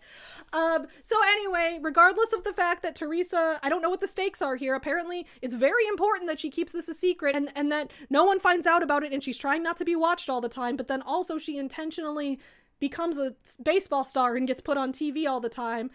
The actual answer to why this is in here is that I believe this edition had that added in so that Norm could then go on a rant about how mean internet trolls are, because the fact that Teresa's getting big recognition means that now people are shit talking her online. So he's using this as a way to be like, see, even my perfect main character gets shit talked online. That's how you know it was unfair to me. Like, this is his personal vendetta that he just snuck in there. I wouldn't have thought it was possible. Complete strangers on the internet's social media said all kinds of terrible things about me. Even worse were the websites that a few people started about me. They questioned my sexual orientation or said I must have gone to bed with the coach to get on the team. They said I was making out with everybody on the team. Okay, so Teresa is simultaneously a lesbian, but she also makes out with all her male teammates. That makes perfect sense. And also, being a lesbian is a terrible thing to say about you online, on par with saying that you were probably assaulted by an adult authority figure. Norm, what the fuck? Mrs. Steinfeld, one of my teachers, approached me one day and explained these trolls. These kids are being defiant. You are beautiful, intelligent, and you're often on television. You're a sports star. You have straight A's and high morals. All these things represent what people want in kids. You're the daughter every parent wants. You're the student every teacher wants. The young person society wants. You fulfill all the authorities' expectations. So these kids attack you. Don't let them bother you. There's one last question a person should ask before she dies. Do I feel good about who I was? So straight up, Norm is like, anyone who insults you online, just remember that it's because you're a better person than they are and it doesn't matter. He thinks he's self-inserting there into his teenage girl protagonist. The teacher then continues with this. I'm going to read this kind of fast, but get ready.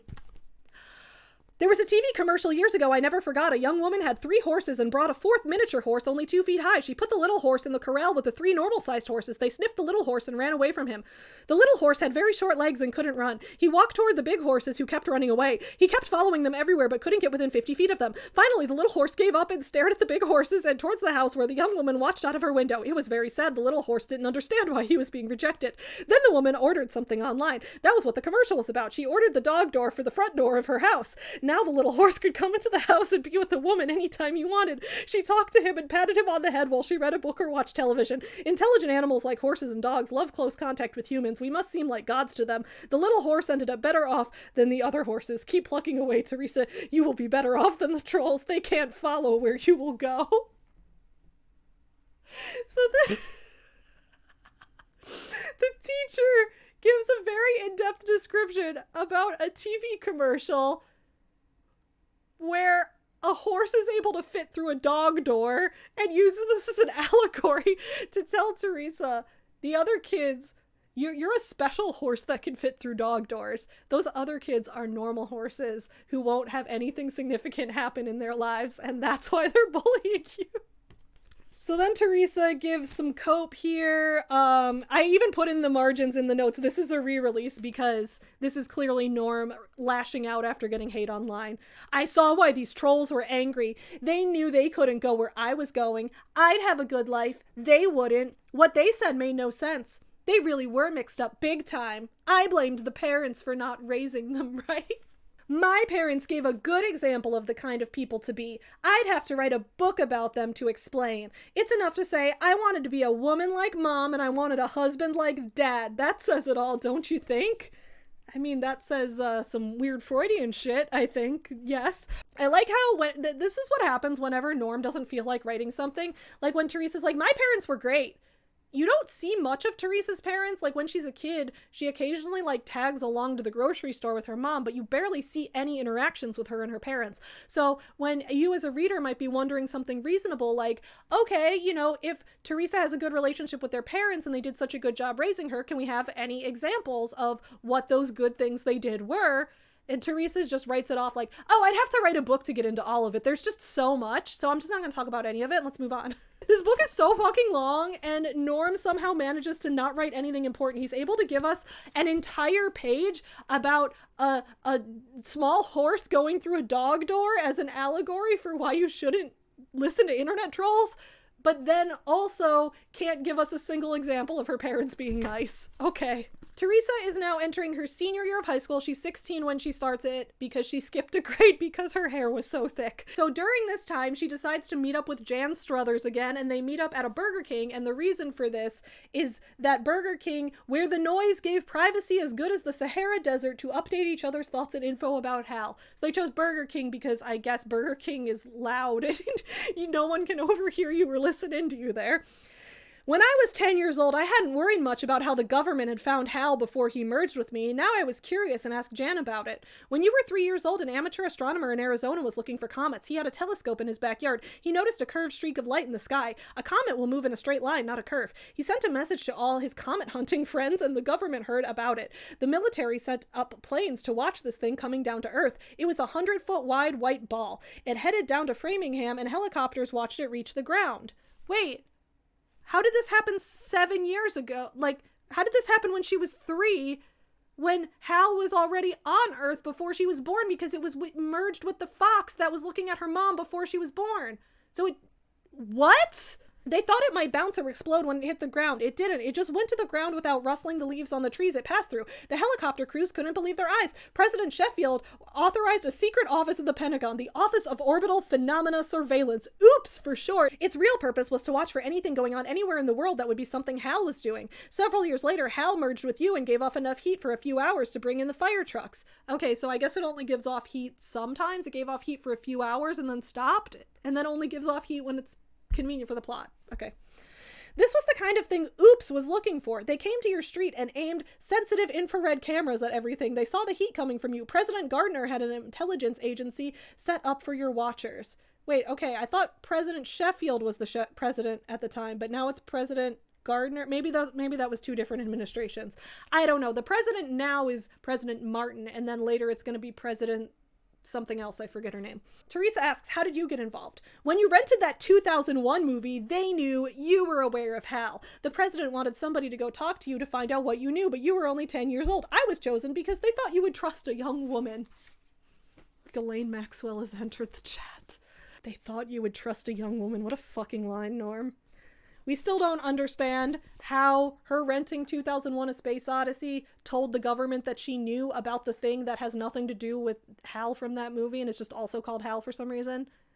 I guess I just have to let it go. Jan told me I must get as broad an education as possible to be ready to deal with any unimaginable challenge Hal gave me. It was possible I would have to be the ambassador between the world and the aliens. The odds were that they'd be benevolent, but if not, I had to be prepared to deal with great difficulties. What odds?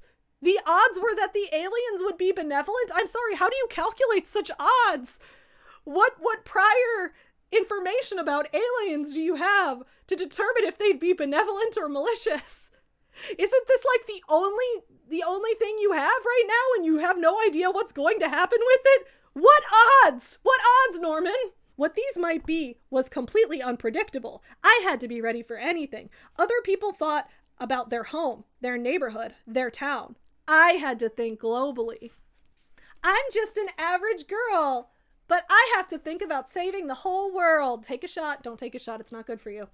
This was a new concept for me. In every book, movie, and TV show I'd ever seen, the issue was about something local. Didn't you just watch 2001 A Space Odyssey? Never did the whole world become part of the story. It was nearly overwhelming. How much do you expect from me, I asked. Don't lose sleep over it. You have the United States government ready to help you. But if Hal starts talking and asking questions, he may demand instant answers. You may have to act quickly. You might need the knowledge of Thomas Jefferson and the wisdom of Abraham Lincoln. Oh, is that all? Nothing might happen for 40 years. Don't worry about it now. This is Tommy Wiseau tier dialogue over here. What is happening? So apparently then, shortly after this, Jan Struthers disappears. She goes missing. Teresa meets up with a guy named Jeremy Benton, who is an assistant to Peter Blair, the Prime Minister of England. And I think this is the first time we learned that it's Peter Blair and not Tony Blair. So Peter Blair is the Prime Minister, and his assistant reaches out to Teresa to tell her that Jan Struthers has gone missing. And he says that Jan mailed a package of 4 volumes to Canadian Prime Minister Jean Turgeon. He sent it to Prime Minister Blair. It's clearly a call for help. So Jan sent a package with something in it to the Canadian Prime Minister, who then sent it to the British Prime Minister, who then had his assistant reach out to Teresa. I don't think we ever get any further clarity on that. So he says, we have people looking for her. She had credit cards and bank accounts. They were closed. She seems to have disappeared from the earth. Somebody thought she knew too much. Jan Struthers documented everything. The volumes contain thousands of pictures of you from age 10, your activities day by day, your school records and papers, information about your parents and the people who live on your street. I assure you, no biography I've read has so much information about a human being. Jan Struthers asked that if anything happened to you, the Canadian Prime Minister make a big fuss about it to the press. Apparently something happened to Jan Struthers herself, but the package she sent was actually mailed by her father, Charles Struthers. We think they had some kind of prearrangement. We have spied on her father. He appears happy enough. His daughter must be safe somewhere. We don't hear about Jan Struthers again for I don't know how long. And it's not like we're wondering what happened to Jan or where she went. Like, the story just forgets about her. So then we learn that the Pope is also interested in Teresa and is going to offer her protection in Rome. And then we're off to talking about President Martin, who I believe has recently been sworn in. And here's what Teresa has to say about the current U.S. president. The president gave great orations, but he was a babe in the woods when it came to dealing with me. Instead of shutting Jan up, why didn't he send her to talk to me? If she told me the president was worried, I'd agree to meet with him somewhere. What was there in my history that made him think I couldn't be trusted? It was like some of my fellow seniors. 12 years of education hadn't taught them a thing about human nature. They labeled people, they were suspicious, they bullied or were obnoxious in some way. They were not worth much to themselves or anybody else. I love that, like, My Immortal style of writing right there, where she's like, the president doesn't know how to deal with me. He's just like the other 17 to 18-year-olds in my class at school who bully me, and they label me, and they label the preps and the goths just like the president. So that's the end of chapter 2. We are now on to chapter 3. Chapter 3 is where Teresa starts college. She goes to Boston College, and she is studying to be a high school math teacher because she, I guess, is a genius at math. It never establishes that she's a genius at math. It just, like, later in the book, we're going to get to a point where she's, like, written some crazy mathematical equations, and we never find out what they do, but apparently she's a genius who can crack the code to everything. But with that power, she wants to be a high school math teacher, so she's studying for that in school. Yet most of the classes she takes seem to be about religion, I think because Norm wanted to insert some random rants about college professors arguing with students about religion, so we'll get there. Anyway, what we first see in this book is when Teresa's in college, she goes to the dining hall, and there she meets two different guys. And she's kind of interested in both of them, so we'll see what happens.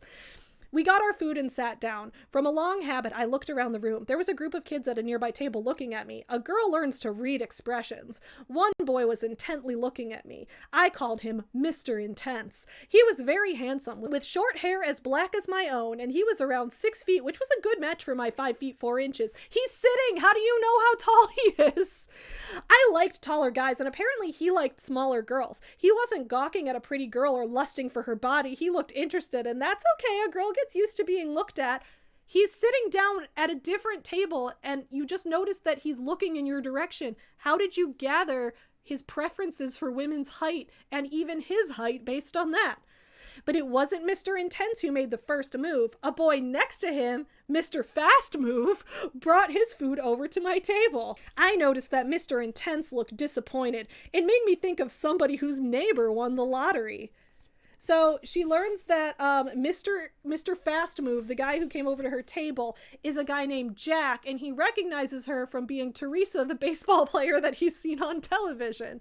That night, I looked up both Jack Coster and Mr. Intense on the computer. Boston College provided free disk space, and all the students were urged to set up a webpage about themselves before they got to school. The kids' dormitories were listed, which made it easy to find people if you didn't know their names. It turned out that not only did Jack and Mr. Intense both live in my dormitory, they were 2 doors away from each other, so if Jack and I were an item, Mr. Intense was unlikely to interfere.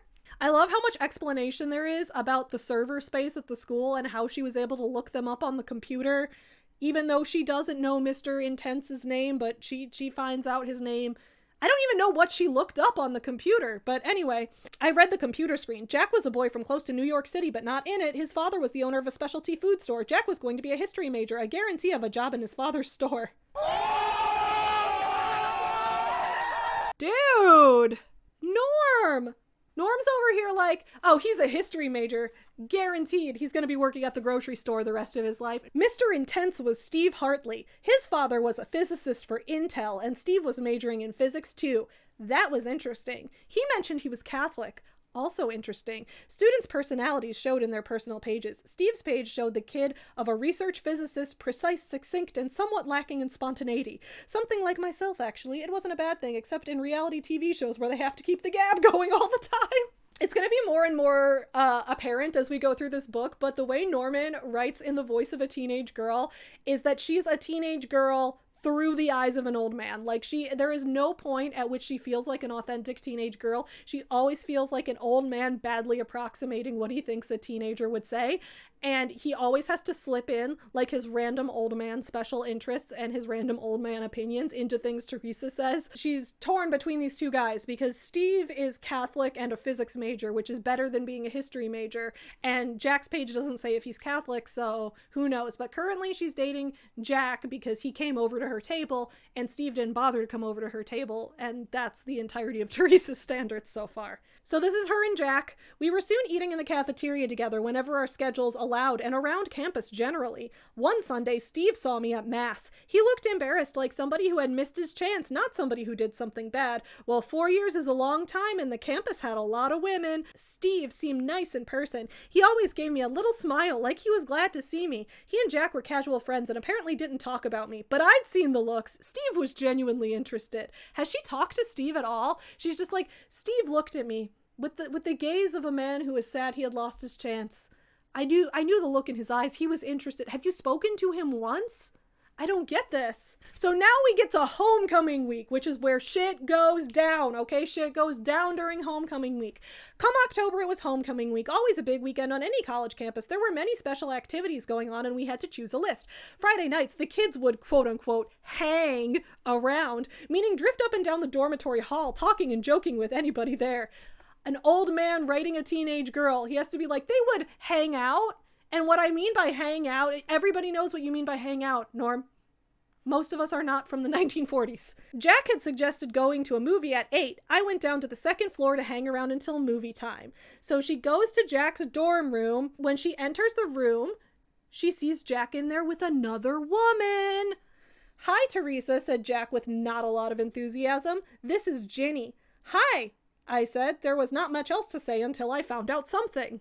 Ginny dropped in by surprise, Jack said. Yeah, I could see that. I couldn't remember seeing her around campus, or at least not in our complex. She might be somebody from outside. The embarrassing silence continued. Ginny looked very uncomfortable. She had known no more about me than the other way around. Ginny's position near Jack made it clear she considered herself his girlfriend. Do you have anything to say, Jack? I asked.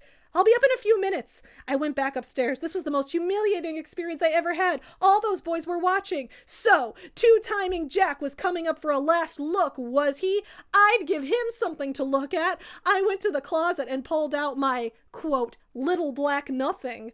It was a backless dress made of flimsy, clingy material. It was something appropriate for a party. But in my room, with no other girls to look at, Jack would find it hard to forget. He deserved the VIP treatment. This good Catholic girl that Norm is definitely not sexually attracted to while he's writing this book, puts on an extremely revealing dress just to make the guy who was cheating feel bad before she dumps him, I guess. But anyway, he doesn't come up to her room, so she's sitting there waiting. And while she's sitting there waiting, of course, she starts off having the musings of an old man. And here's what she says. I waited a few minutes. There was no knock on the door. I sat on the bed and turned on the television.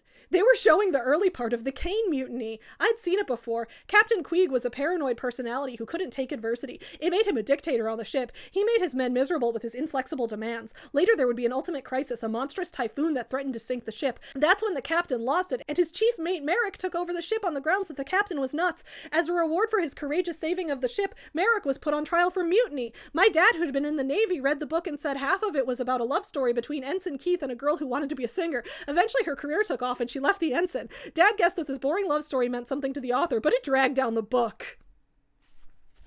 You think, Norm? You think? The movie producers wisely dropped the singer's story and concentrated on the mutiny. It worked because the chief mate's willingness to sacrifice his career to save the crew was a very effective love story of sorts. I noticed something similar in a book called The Robe, which my grandmother gave me. It was written by a Methodist minister who filled it with quotes from the Bible. It was a spectacular best-selling book in World War II when the world looked like it was falling apart, but it would probably bomb today. In the Hollywood movie starring Richard Burton, all the Bible quotes were dropped and they concentrated on the conflict between Burton and Caligula. But Burton and his girl marched off to martyrdom from a more dramatic emperor's throne room scene that was in the book. Sometimes subtle messages work better than speeches. That's how I operate. I could have criticized Jack in front of his friends for dating me without telling about Ginny, but I said nothing. I let people think it out for themselves. It's always so fun how Norman will go on these crazy rants where he just like info dumps about movies and books that he personally likes, and then after a while of it having no relevance to the plot, he'll just have Teresa be like, so anyway, my point is, something in that movie or book or whatever kind of related to my thoughts about this moment.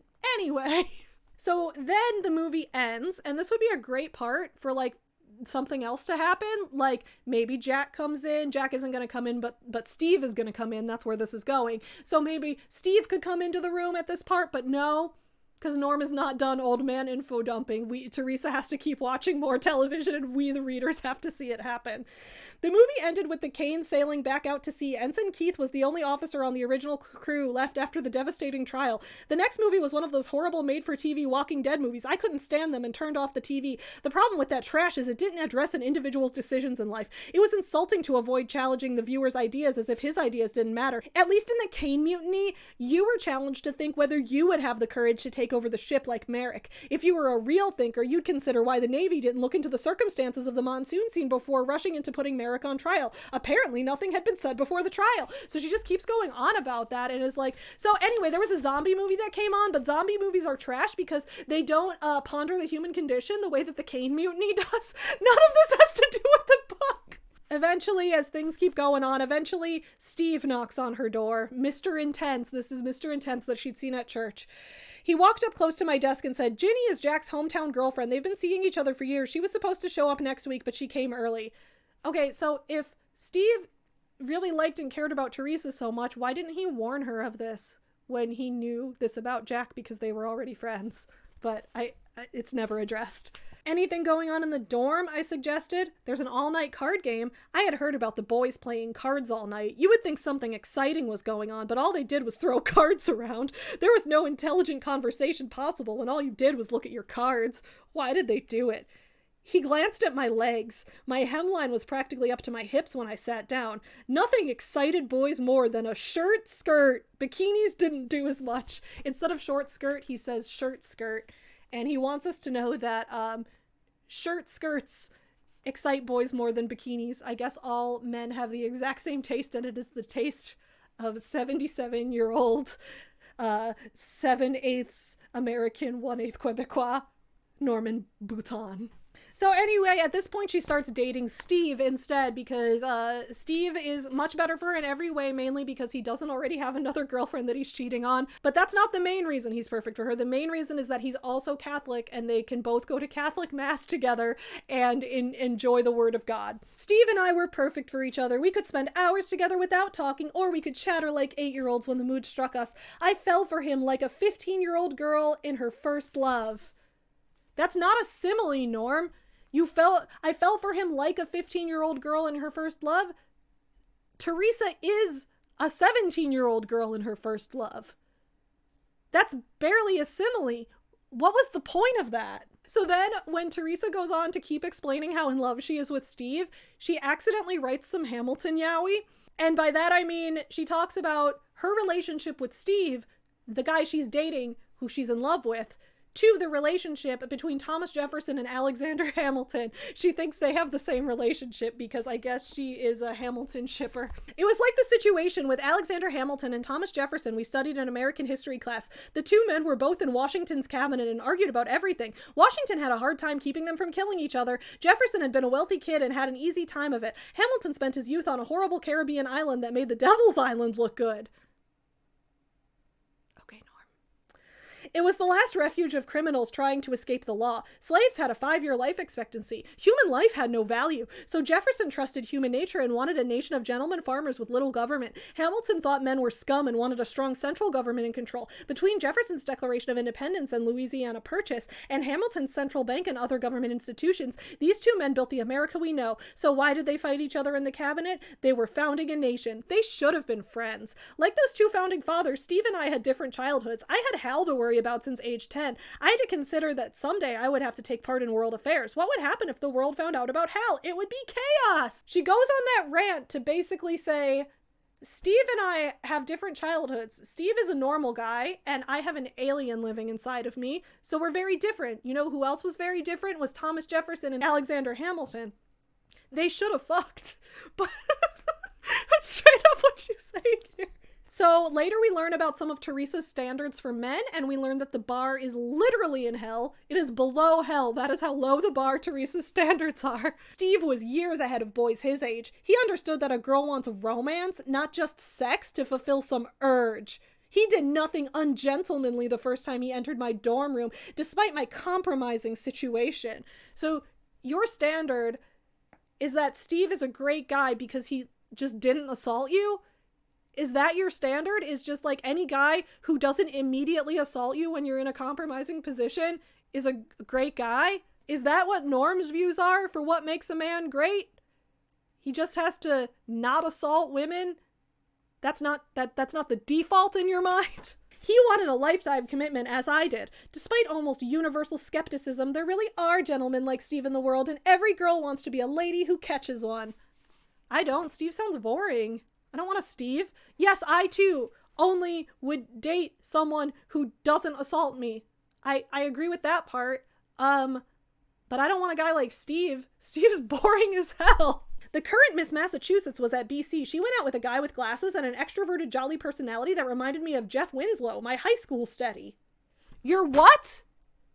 Jeff Winslow? Who the fuck is Jeff Winslow? So right now, while Teresa's in the middle of dating Steve, she references that she's also seen a pageant queen who goes to their college, who's dating a guy who kind of looks like her high school steady, which is like the most 1950s way of saying boyfriend or girlfriend. The guy that she sees, it kind of reminds her of the guy she dated in high school. When did Teresa date in high school? I read Teresa's entire life from 10 years old through high school, and now she's a freshman in college. We read about her in high school. She played for the baseball team. She went on television. People started rumors that she was a lesbian and also that she was making out with all the boys on the team and also getting groomed by the creepy coach. And none of that was true. And also people online shit talked her, and she had a teacher who told her about a horse that goes through dog doors as a way to make her feel better. That's what happened in Teresa's high school. We never heard about any Jeff Winslow. Why didn't we hear about Jeff Winslow then? What I think happened with this book, and this is going to keep happening throughout it, is that Norman did not write multiple drafts of this. He may have written like multiple drafts of different books and smashed them together, but he did not write multiple drafts of this book, and he did not revise this book. There was no revision done with this. So when Norm was writing his way through the book, right, he's writing his way through and he thinks of something new that he wants to bring up. So he says, oh, what if Teresa had a high school boyfriend? Okay, I'll mention that here. And then he never thinks that before he publishes the book, maybe he should go back to the time when that actually happened and drop any type of knowledge about that in the past. He never thinks to go back and set things up for payoffs later on. When he thinks of an idea, he writes it right then and there, and then he never goes back and revises it. And so this book is going to be like that a lot. We will regularly have flashbacks, not just of things that happened before the book started, but of things that happened during the timeline of while the book was taking place, but that we never saw because Norm forgot to write them until this point. So he'll just tell it in a flashback later, and there will be no setup for that flashback. It'll just like appear. So get ready for that type of writing. So anyway, Jeff Winslow, we'll hear about him once or twice more. He doesn't matter. This was not what people would call a man's man, but eat your heart out, guys. He was dating Miss Massachusetts. I found that the previous year he had been a steady escort of that year's Miss Massachusetts too. He found the secret of dating outstanding women. He treated them like ladies. So there's a random guy on campus whose name we never learn, who has no significance to the book and never comes back, but he's dated 2 women who have been Miss Massachusetts, and the way he's dated both of them is by not assaulting them. Okay. So anyway, Teresa decides to get married. She just started dating Steve, but she decides to get married immediately after she turns 18. So remember, Teresa is a year younger than the rest of her classmates because she skipped a grade because of her thick hair and thick chunky brain, I guess. So she's 17, and then she turns 18 that May, and then in June, right at the end of the school year, she immediately gets married. We need to listen to how Norm here talks about Teresa's wedding, okay? I was gorgeous as a recently turned 18-year-old. For the church service, I wore a 2-piece wedding gown, a floor-length wide skirt with spaghetti shoulder straps that was made from matte Duchess satin. Over this, I had a jacket made of peekaboo cotton Venice lace that more or less covered my shoulders and the top half of my upper arms, so as not to scandalize the congregation. At the reception, the jacket and train came off, and my shoulders and cleavage charmed the crowd. As a recently turned 18-year-old, this man in his 70s is gonna write about this recently turned 18-year-old who shows off her cleavage to the crowd at her wedding, and it charms the crowd. All of her friends and family are like, ooh, look at those tits on that 18-year-old. Norm, what the fuck is wrong with you? So now that Teresa and Steve are married, she decides to describe what their life is going to be about. And in order to describe like her approach to this next chapter of life, she goes on another weird old man rant comparing it to other things. And now we set off to find what life was all about. Henry David Thoreau was a 19th century philosopher who lived not far from Boston. He spent a year in a one-room shack in the woods next to Walden Pond to find himself. He said that other men could journey to Africa to shoot giraffes if they wanted, but he preferred to stay home and shoot himself.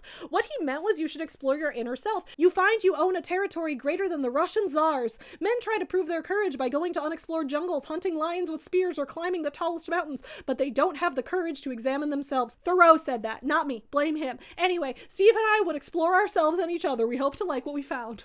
Okay? I'm glad we learned that. That's how chapter 3 ends. So chapter 4 is where the action picks up in like the most insane way. All right? Chapter 4 is where Teresa, newly married woman, just turned 18, she's driving off to go to the supermarket to get groceries. And while she's on her way there, a bunch of watchers from the government who have been stalking her grab and abduct her and take her with them. I don't know why they chose to do it here or now, but they did. And while this is happening, Teresa is like not scared of this at all. I guess it's because she's a literally perfect character who has the perfect even-tempered response in every situation. But she sees this happen and she's like, oh man, this again. We drove a couple miles to a field where 2 military helicopters were waiting. Follow us, said one of the goons. I got out of the van and followed them to the nearest helicopter. It was some kind of VIP transportation helicopter with seats looking forward like in airplanes. It was probably used to haul generals' butts around to important military spots like Las Vegas and Disney World. I don't know what Norm's trying to say with that. So basically these people tell her that she's going to be assassinated, or I guess executed really. She's going to be executed because she has this alien being inside of her and they think the alien is dangerous and want to get rid of her. I don't understand why they've decided right now to kill her. It's never really explained why in this moment they're suddenly like, oh, we have just realized that Hal is actually super dangerous and for the good of humanity we need to kill you and it right now. It doesn't seem like there have been any further studies done on what this thing is, or like anyone has made any greater discoveries about how Hal works, or what impact it has on its host, or what impact or like why aliens are trying to communicate with people on Earth. They haven't learned anything, but they've suddenly decided that it must be dangerous right now and they have to kill her. Not explained why. How many thousands of stories had I seen on the news about young people like myself being killed by murderers or in accidents, and I didn't think about it long. Now it was my turn to face death. Death! Death at 18! My mind could scarcely believe it. The unfairness of it made my body shake with revulsion. Dead at the peak of my beauty and youth when I was just beginning to taste the best life offered. So she's upset that she's dying because she's so beautiful she shouldn't die. But I didn't cry. I wasn't a phony movie actress using hysterics to milk all the drama she could out of every moment. I was a real person and I didn't give a damn what these kidnappers thought. I had a solid upbringing. I'd been taught that this life was just the beginning. Death wasn't the end. It was the start of a wonderful eternity. Still, it was natural to mourn the loss of this world. So Teresa is like, I'm not gonna cry because the only people who would cry would be dramatic ass people trying to milk this for attention. If you cry about the fact that you're about to die, that just means that you didn't have a good enough upbringing because your parents should have taught you that after death there is an eternal afterlife, which is going to be even better. So if you didn't know that, like, then you're obviously not Christian enough, so you might not go to heaven, and that's not my fault. Like, that's straight up what she's saying right here. This trip was analogous to a journey through life. I could see the thousands of buildings below with their tens of thousands of people, and this was like a journey to see the world. All those people down there going through their daily routines didn't give a thought to the meaning of it all, but I did now, maybe a little too late. Yeah, you're right, nobody else has thought about what their purpose is in life but you. So then she asks how they're gonna kill her, and they're like, we're gonna put you on a plane with an atom bomb. My eyebrows went up a little. Wouldn't a bullet save taxpayers $100 million? But then I realized they wanted to destroy Hal, not me, and everybody said nothing could survive an A-bomb, so they're gonna try to kill her with the A-bomb for... Why do they want to destroy Hal? I don't know. I let my mind wander aimlessly over the incidents of my short stay on Earth. In retrospect, I'd had a charmed life. Nothing happened to me. No attacks by sex-crazed boys. No illnesses. No traffic accidents. No run-ins with the police. What are you talking about? You constantly have run-ins with the police. You're currently having a run-in with the police who are about to kill you. If I were to write my autobiography now, I'd write 3 lines. I was born. I had a good time. I was vaporized by a bomb. You know what? That would have been a better, like, back cover summary for this book. So she gets off of this helicopter, and then they take her into one of those nondescript military buildings. That's how she learns about it. And while she's there, they let her take some food. So here's what I don't get, as we're going to get into this. They spend a long time just getting ready to put her in the plane with the bomb. You would think that if they want to do this quickly, they just like quickly put her in the plane, quickly send the plane off with the bomb, not give her time to come up with an escape plan or mess around or anything like that. But no, they spend like days on this plan, transferring her from one airplane to the next. She goes from like a helicopter to an airplane to a jet. Like she just keeps going around, and then she stops and goes in buildings and goes to sleep. I don't know why they're dragging this plan out so long when all it's doing is giving her time to escape, but whatever. So anyway, she's in the nondescript government building, and there's a cafeteria, and they're like, you can eat food, have fun. There was a beverage dispensing cabinet at the end. Hopefully it had plastic bottles. I walked along and picked up 2 tuna sandwiches, a piece of chocolate cake, an 8-ounce carton of milk, and a cup of coffee. Well, it's good to know you're not still dieting and denying yourself food just to stay skinny like you were at 10.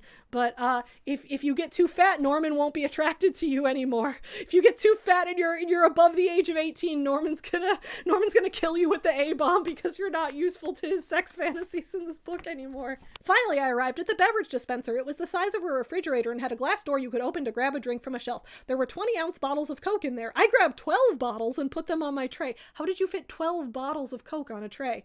The men guarding me dismissed this as the irrational behavior of someone who knew she'd die in hours. One could not expect much better.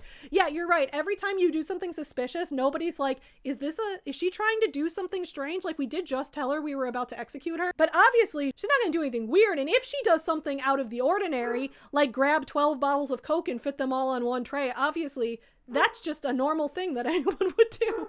So she goes to the garbage bag. She waits until like the crew has changed the garbage bag. So then she waits for them to leave. They don't escort her out of here. They let her stay long past closing.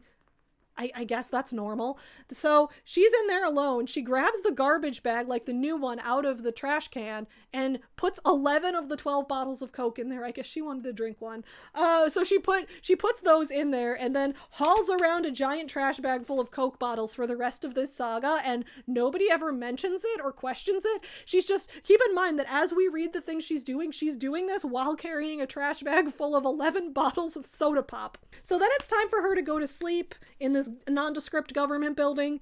What was I to think about for the next 6 hours? My first thoughts were of Steve. I smiled as I recalled how awkward he looked when he walked into my dormitory for the first time. Yeah, like 10 pages ago? I wore that flimsy little black dress outfit and wondered if he'd attack me or run for his life. He handled it well. I can't with Norman women, I just can't. So then they put her in a car and drive her to a landing strip. They tell her that when the plane reaches 60,000 feet, the bomb's going to go off. And now she's reflecting on that. She says, when pushed to the brink, someone can panic or despair or hope. I had always believed. Some people said they had doubts about God. I pitied them. How could they have doubts? Simple reasoning told me the universe could not be in the form it was without design. I mean, you didn't know about alien life. You're literally merged with an alien. How do you think you know all this? Anyway, it might be a chaos, but the beautiful way it was ordered against 1,000,000,000,000 odds of elements just happening to have exactly the priorities needed to sustain life could only be somebody's design. Besides that, people's intellects could not be material alone. You could not be hardwired to understand any concepts presented to it. The human mind held universal ideas beyond the reach of matter and evolution. The intellect could not be made of matter, nor could the human soul operate on its own. It needed an omniscient and omnipotent intelligence to move its thoughts. But most of all, the unselfish, self-sacrificing goodness of my mother, father, and Steve was not something that could exist in animals. Dude, Steve has done nothing so far that an animal couldn't do. All he's done is come into your dorm room, go to mass with you, and get married to you. I mean, you can't legally marry animals, and you're probably not supposed to bring them into the church. But my point is, he hasn't shown any, like, free will specifically that shows that he is some kind of amazing, unselfish person. We don't know that much about him. I recited a prayer in my mind as best I could, remembering it. It was not a standard church prayer, but was fitting for the end. The Lord is my shepherd, I shall not want. He maketh me to lie in green pastures. He leadeth me to still waters. Though I walk through the valley of death, I fear no evil, for thou art with me. Goodness and mercy shall follow me all the days of my life, and I will dwell in the house of the Lord forever. So Teresa prays. It's a little strange that she is like, I guess she's worried she's gonna die, but it kind of goes back and forth, right? Like, it's like she thinks she's gonna die. She's very confident that this is the end, but she also does have an escape plan. That's why, like, she suspiciously has 11 bottles of soda pop in a bag with her in this car that she's carrying with her, because she has an escape plan. But she's also not thinking about her escape plan or how she's going to do it or trying to focus on that at all. She's just pretty sure she's going to die. She doesn't even think about, like, oh, what if my plan doesn't work? I'm guessing that this was because, you know how earlier when we were talking about Norm going on racist rants online, one of the questions people had asked him on a forum was, when the bomb goes off, why isn't Teresa vaporized along with it? It seems that maybe in an earlier version of the book, Teresa doesn't escape and the bomb goes off, but she survives that somehow and it's never explained. And people were like really mad about that. So Norm decided, okay, fine, I'll have her have an escape plan. So he wrote the escape plan into the book in like the clunkiest, weirdest way possible, and never revised anything other than to insert a line about how she grabbed 12 bottles of Coke and stole a garbage bag and has been carrying that around with her. So now they're preparing the jet plane to take her up into the sky and kill her. And she says, we arrived at the group of officers and waited while the jet plane was prepared. The oldest looking officer said, they didn't tell me you were a girl. People hadn't known. Would it have made a difference? Probably not. There were 3 female officers in this group. The captain probably thought the condemned man deserved a last look at females.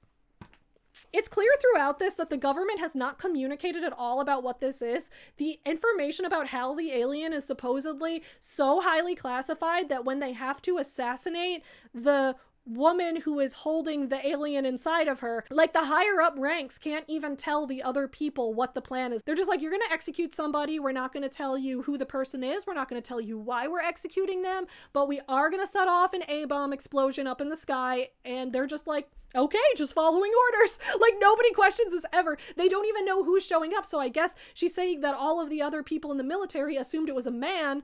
And so the captain probably specifically hired female officers to be there right before this person's death so that the man could get one last look at females.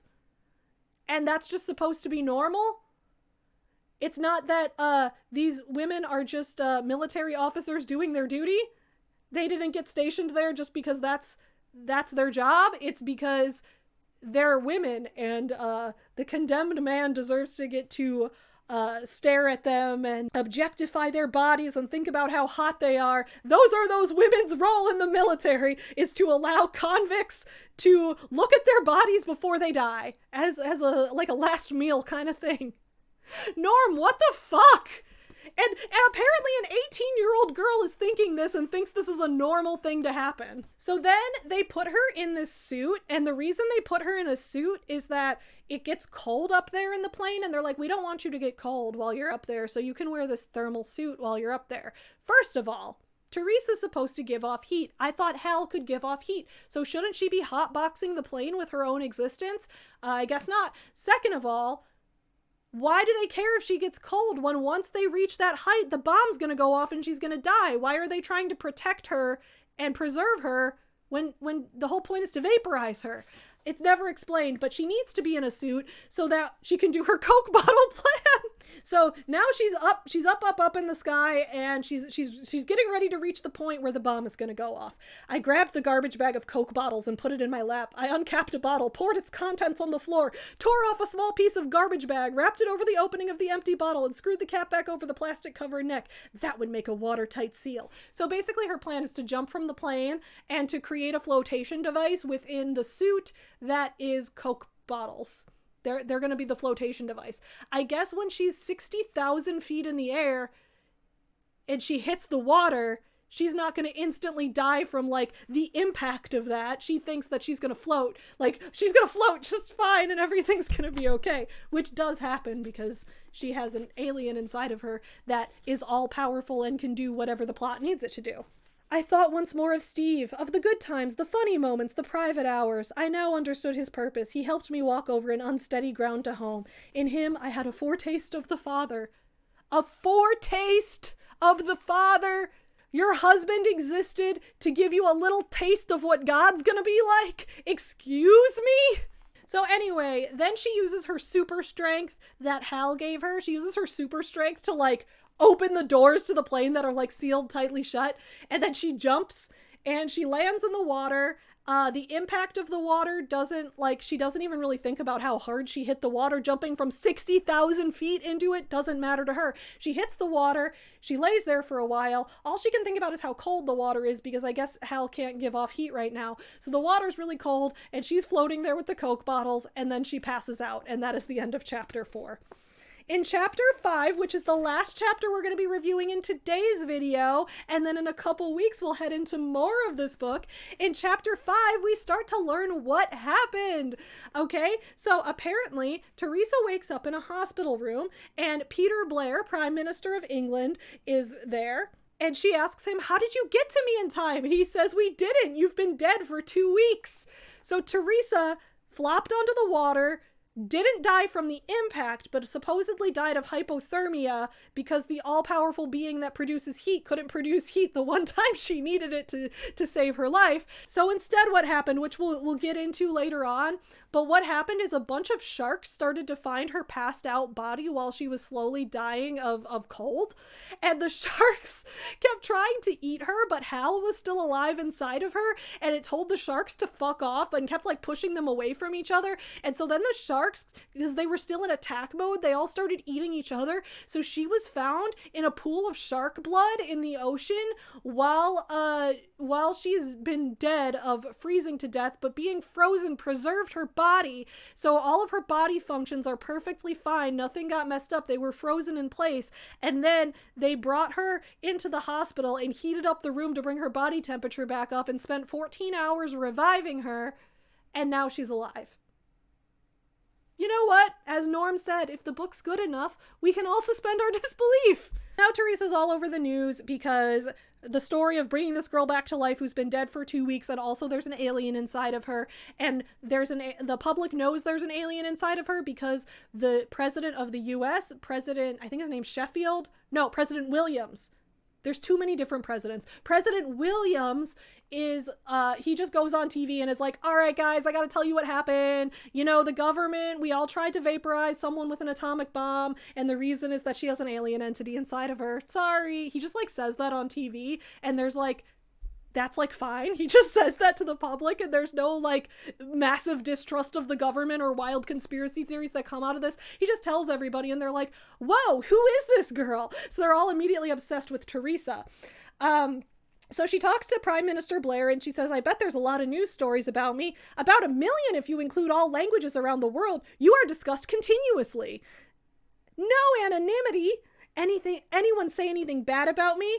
No, I have seen nothing negative. I knew I might become famous if I kept myself squeaky clean.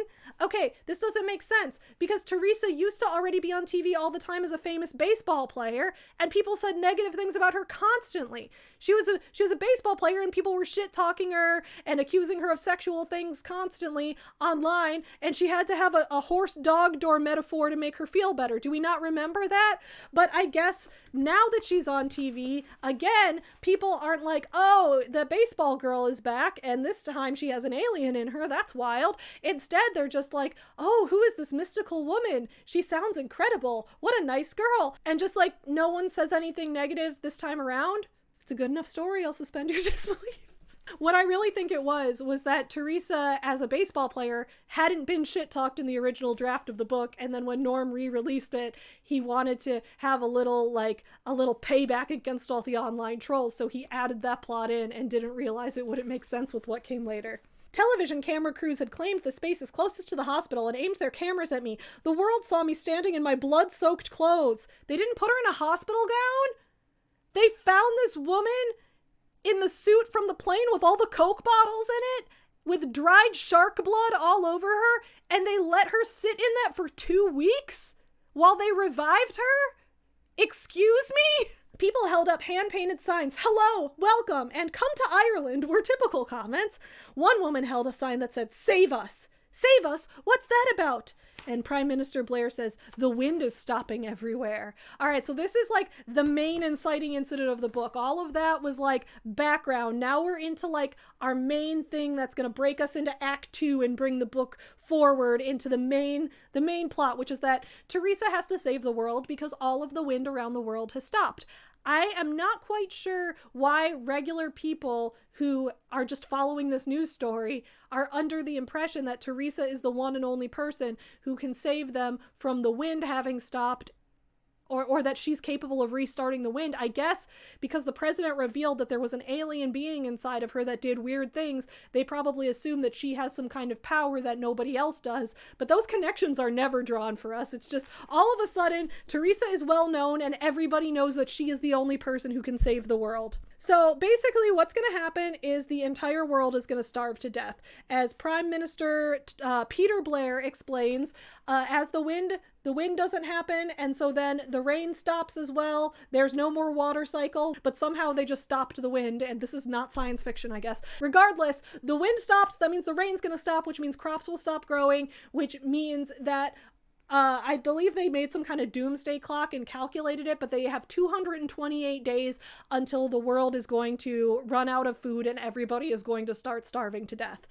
I would assume that would mean they, in the meantime, would like come up with some kind of rationing mechanism, or like maybe all the world leaders from the different governments would come together and have a discussion about like global supply chains for different types of food and how they should best distribute it to make sure that as many people can get food as possible. But considering the fact that like global poverty is still a huge issue and people actually do regularly starve to death all the time in the real world, and most governments don't give a shit about it at all, I guess that's realistic. That wouldn't happen either. But like, none of that is brought up. None of the ways people are trying to protect themselves from this are brought up. Everybody's just like, oh shit, we can't do anything about this. We need this random 18-year-old girl and the alien inside of her that we know nothing about. We need them to save us because otherwise what could possibly happen?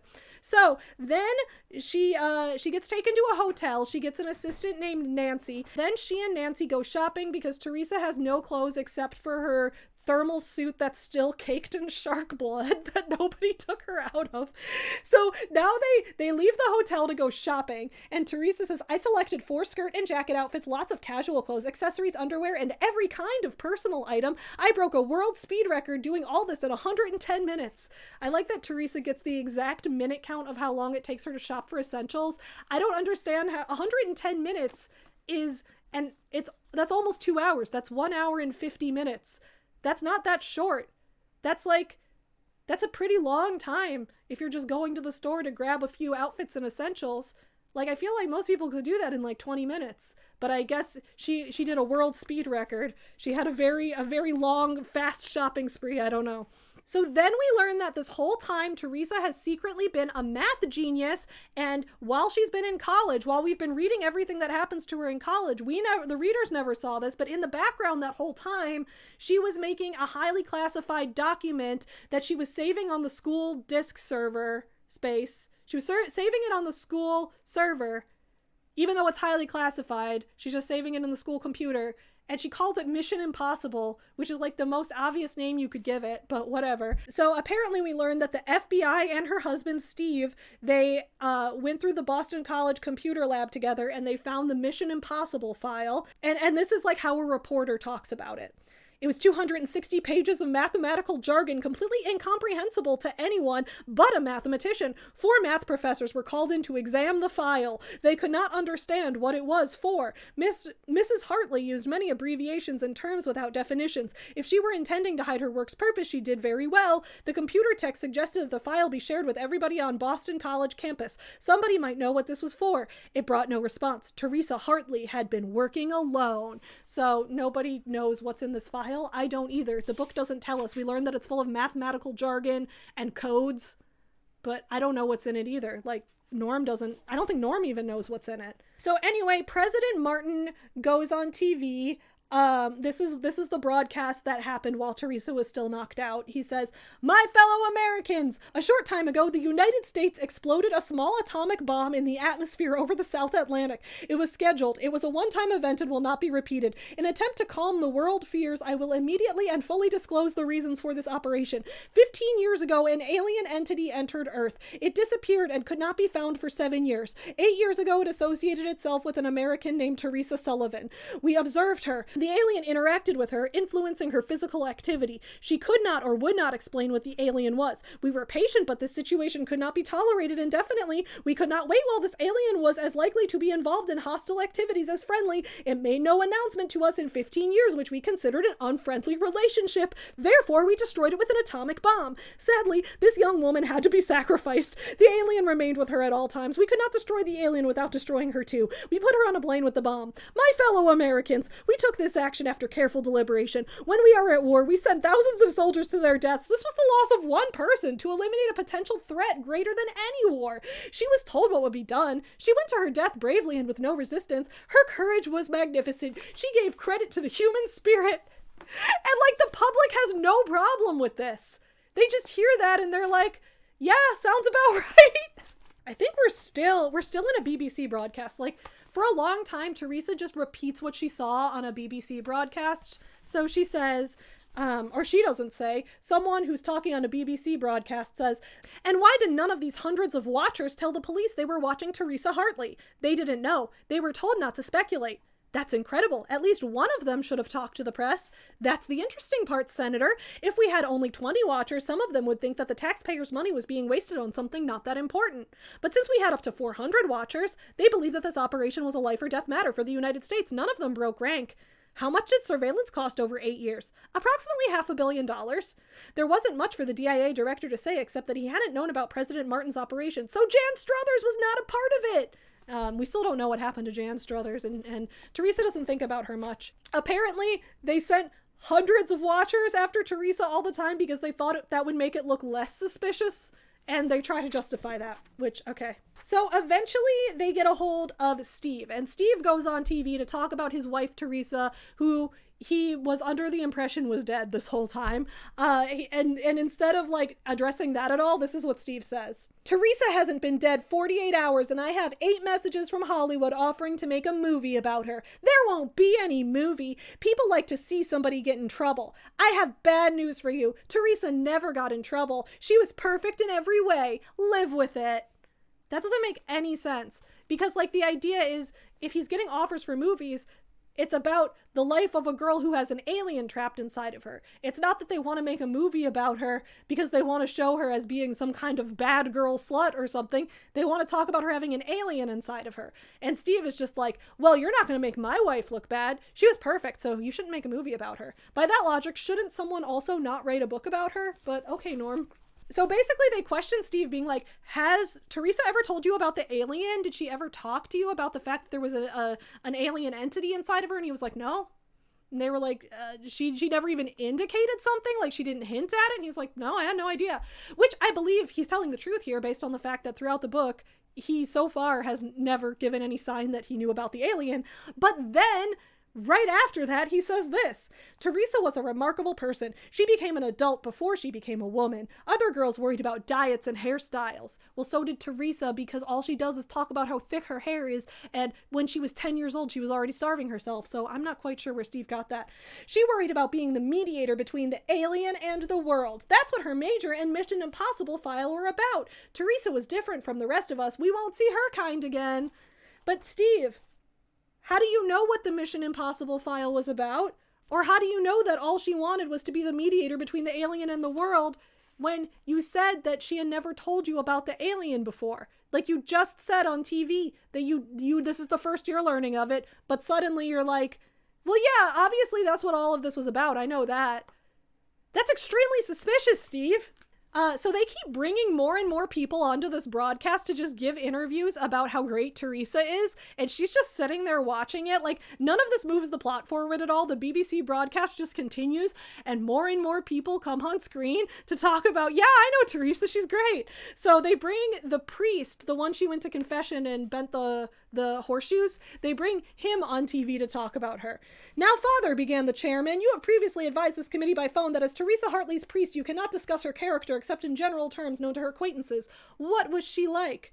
Everybody will tell you she was a good girl, a brilliant girl, the pride and joy of her family. If this alien's arrival was an inevitable event of the natural world, God saw to it that it associated itself with an exceptional girl."